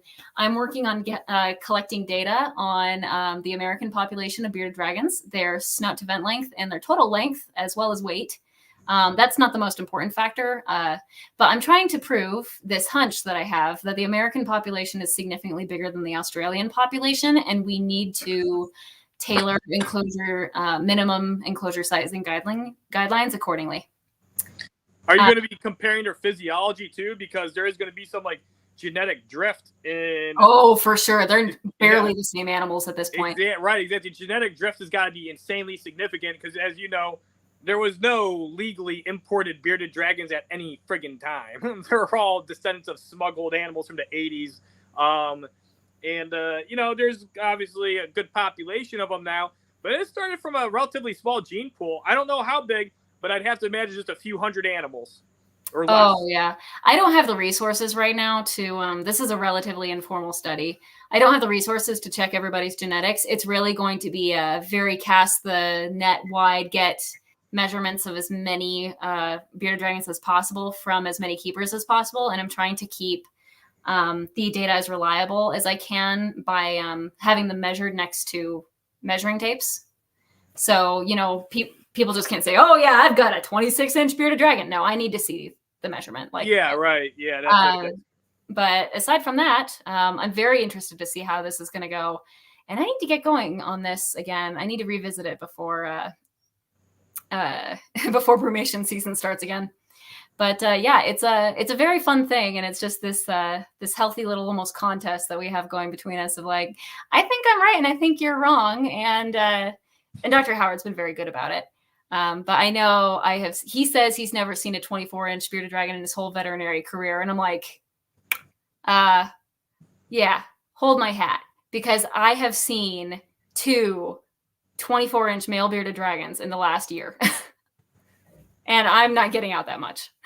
Did he say like his maximum size for like a wild bearded that he's seen? Did you say that? No, it's published in one of his papers. But he's really not seeing them get above like 20 inches long. It's like 18 to 20. They are significantly smaller. I like what you're talking about, the snout, the vent length, and then also I think would be interesting is like talking about the head structure, maybe profile pictures to compare to the structure of the ones in captivity versus these wild ones. I'm sure their structure's got to be slightly changed, because the one thing is dragons, since they reproduced at a relatively young age, there are many generations now from wild populations, actually pretty significantly. I mean, they might be like 30 generations from their wild. What I've noticed just off the top of my head is that while bearded dragons are usually bred for large heads here in the US, people like a big-headed bearded dragon. But at the same time, we like wide heads, kind of like with crested geckos. You see bigger crests, wider heads. But also a very common effect of captive breeding with lizards is shorter snouts. They're cuter with shorter snouts. And so captive bearded dragons here in the US usually have a shorter snout than the Australian or the wild ones do. Yeah. And then there's going to be some like changes too that aren't even really intended. Yeah, and who knows their diet, like they're eating smaller bugs than they are. It's like the pinhead problem with snakes. You feed them on small feeders all the time, and then you've got this big snake with a really small head. But if you give them ambitious feeders when they're young, even spaced out, they are going to have a bigger head as adults, just because of the way that they use their mouth in their youth on a regular basis, and the way that the muscles develop affects the skeletal growth. That much? Are you sure? Is that real? That is what I understand. It needs to be proven out, but that is a hypothesis based on what I've been seeing. Okay. All right. Yeah, I put because the bearded dragons with the big heads do look good. I had I had a leopard gecko male with an insanely large head. Actually, Avery is here. She's seen me that she's in as wholesaling it because I was like, I don't want to reproduce this one. She goes, you should breed for that. I'm like, I was actually kind of like put off by it. Just the gecko's head. This gecko's head was so friggin' wide. It was a leopard gecko. To answer you, Pale Scales, it's more like a prevention of pinheading than intentionally making their heads bigger. Snakes that are like power fed and they mature very quick, usually they have more adolescent kind of features and their heads are smaller. And then the more mature, older animals, you can tell by body structure that they're a lot of times older just by body shape, head shape. Yeah, part of the problem is, when they're fed too much, they get fat, and that makes the head look smaller. But even in a relatively fit animal, if it's been given smaller feeders on a more frequent basis, it seems that the indications are, it seems that promotes pinheading. There's also probably a genetic factor in there as well. So if the parents have small heads, the offspring are likely to have small heads. So, it's the nature versus nurture problem. And that makes things difficult unless you start isolating factors. All right, Mariah, we've been talking for 2 hours and 40 minutes. This has been quite the intellectual conversation, and it's been fun. Yeah, thank you for coming on and sharing your philosophies and information on keeping. You're doing a lot of cool stuff. I like that you're continually learning. You learned a lot about you, and like all the positive information that you're putting out there. And I think everybody should follow ReptiFiles on Instagram. And you also have a website. And are you on other social media platforms, Facebook? Yeah, I'm on Facebook, about as active there, less active there than I am Instagram. Yeah, sounds like I really just use it for stalking forums at this point. Stalking that Brandon guy. What is that guy's name that writes the book? Yeah, I'm technically on YouTube, not super active there. It's mostly Instagram these days. No TikTok? Technically I put the occasional video up on TikTok for reach reasons, but and I will respond to comments and messages on TikTok, but the best way to get a hold of me is either email or Instagram. Yeah, that's okay. I can't get into TikTok. I have to, but it's toxic. I hate it. It's toxic? It's just like the algorithm is bizarre, and like the videos that it serves up for you can be just and it's addictive. I have a hard enough time with Instagram Reels, man. I don't want to get involved in TikTok. The Insta Reels really got me. For a while, I used to just be the dealer. I'd go on Instagram and I'd just post content for so many years. I wouldn't really consume any content. They got me recently with these cat AI story memes and all these other memes and everything. It's like it's pretty bad. I have to head upstairs before my battery dies. Okay. Well, I guess perfect timing. Yeah, this is probably good timing to sign off. Do you have any last words or anything you want to say? Any other information? I think we covered everything I wanted to talk about, and unfortunately more.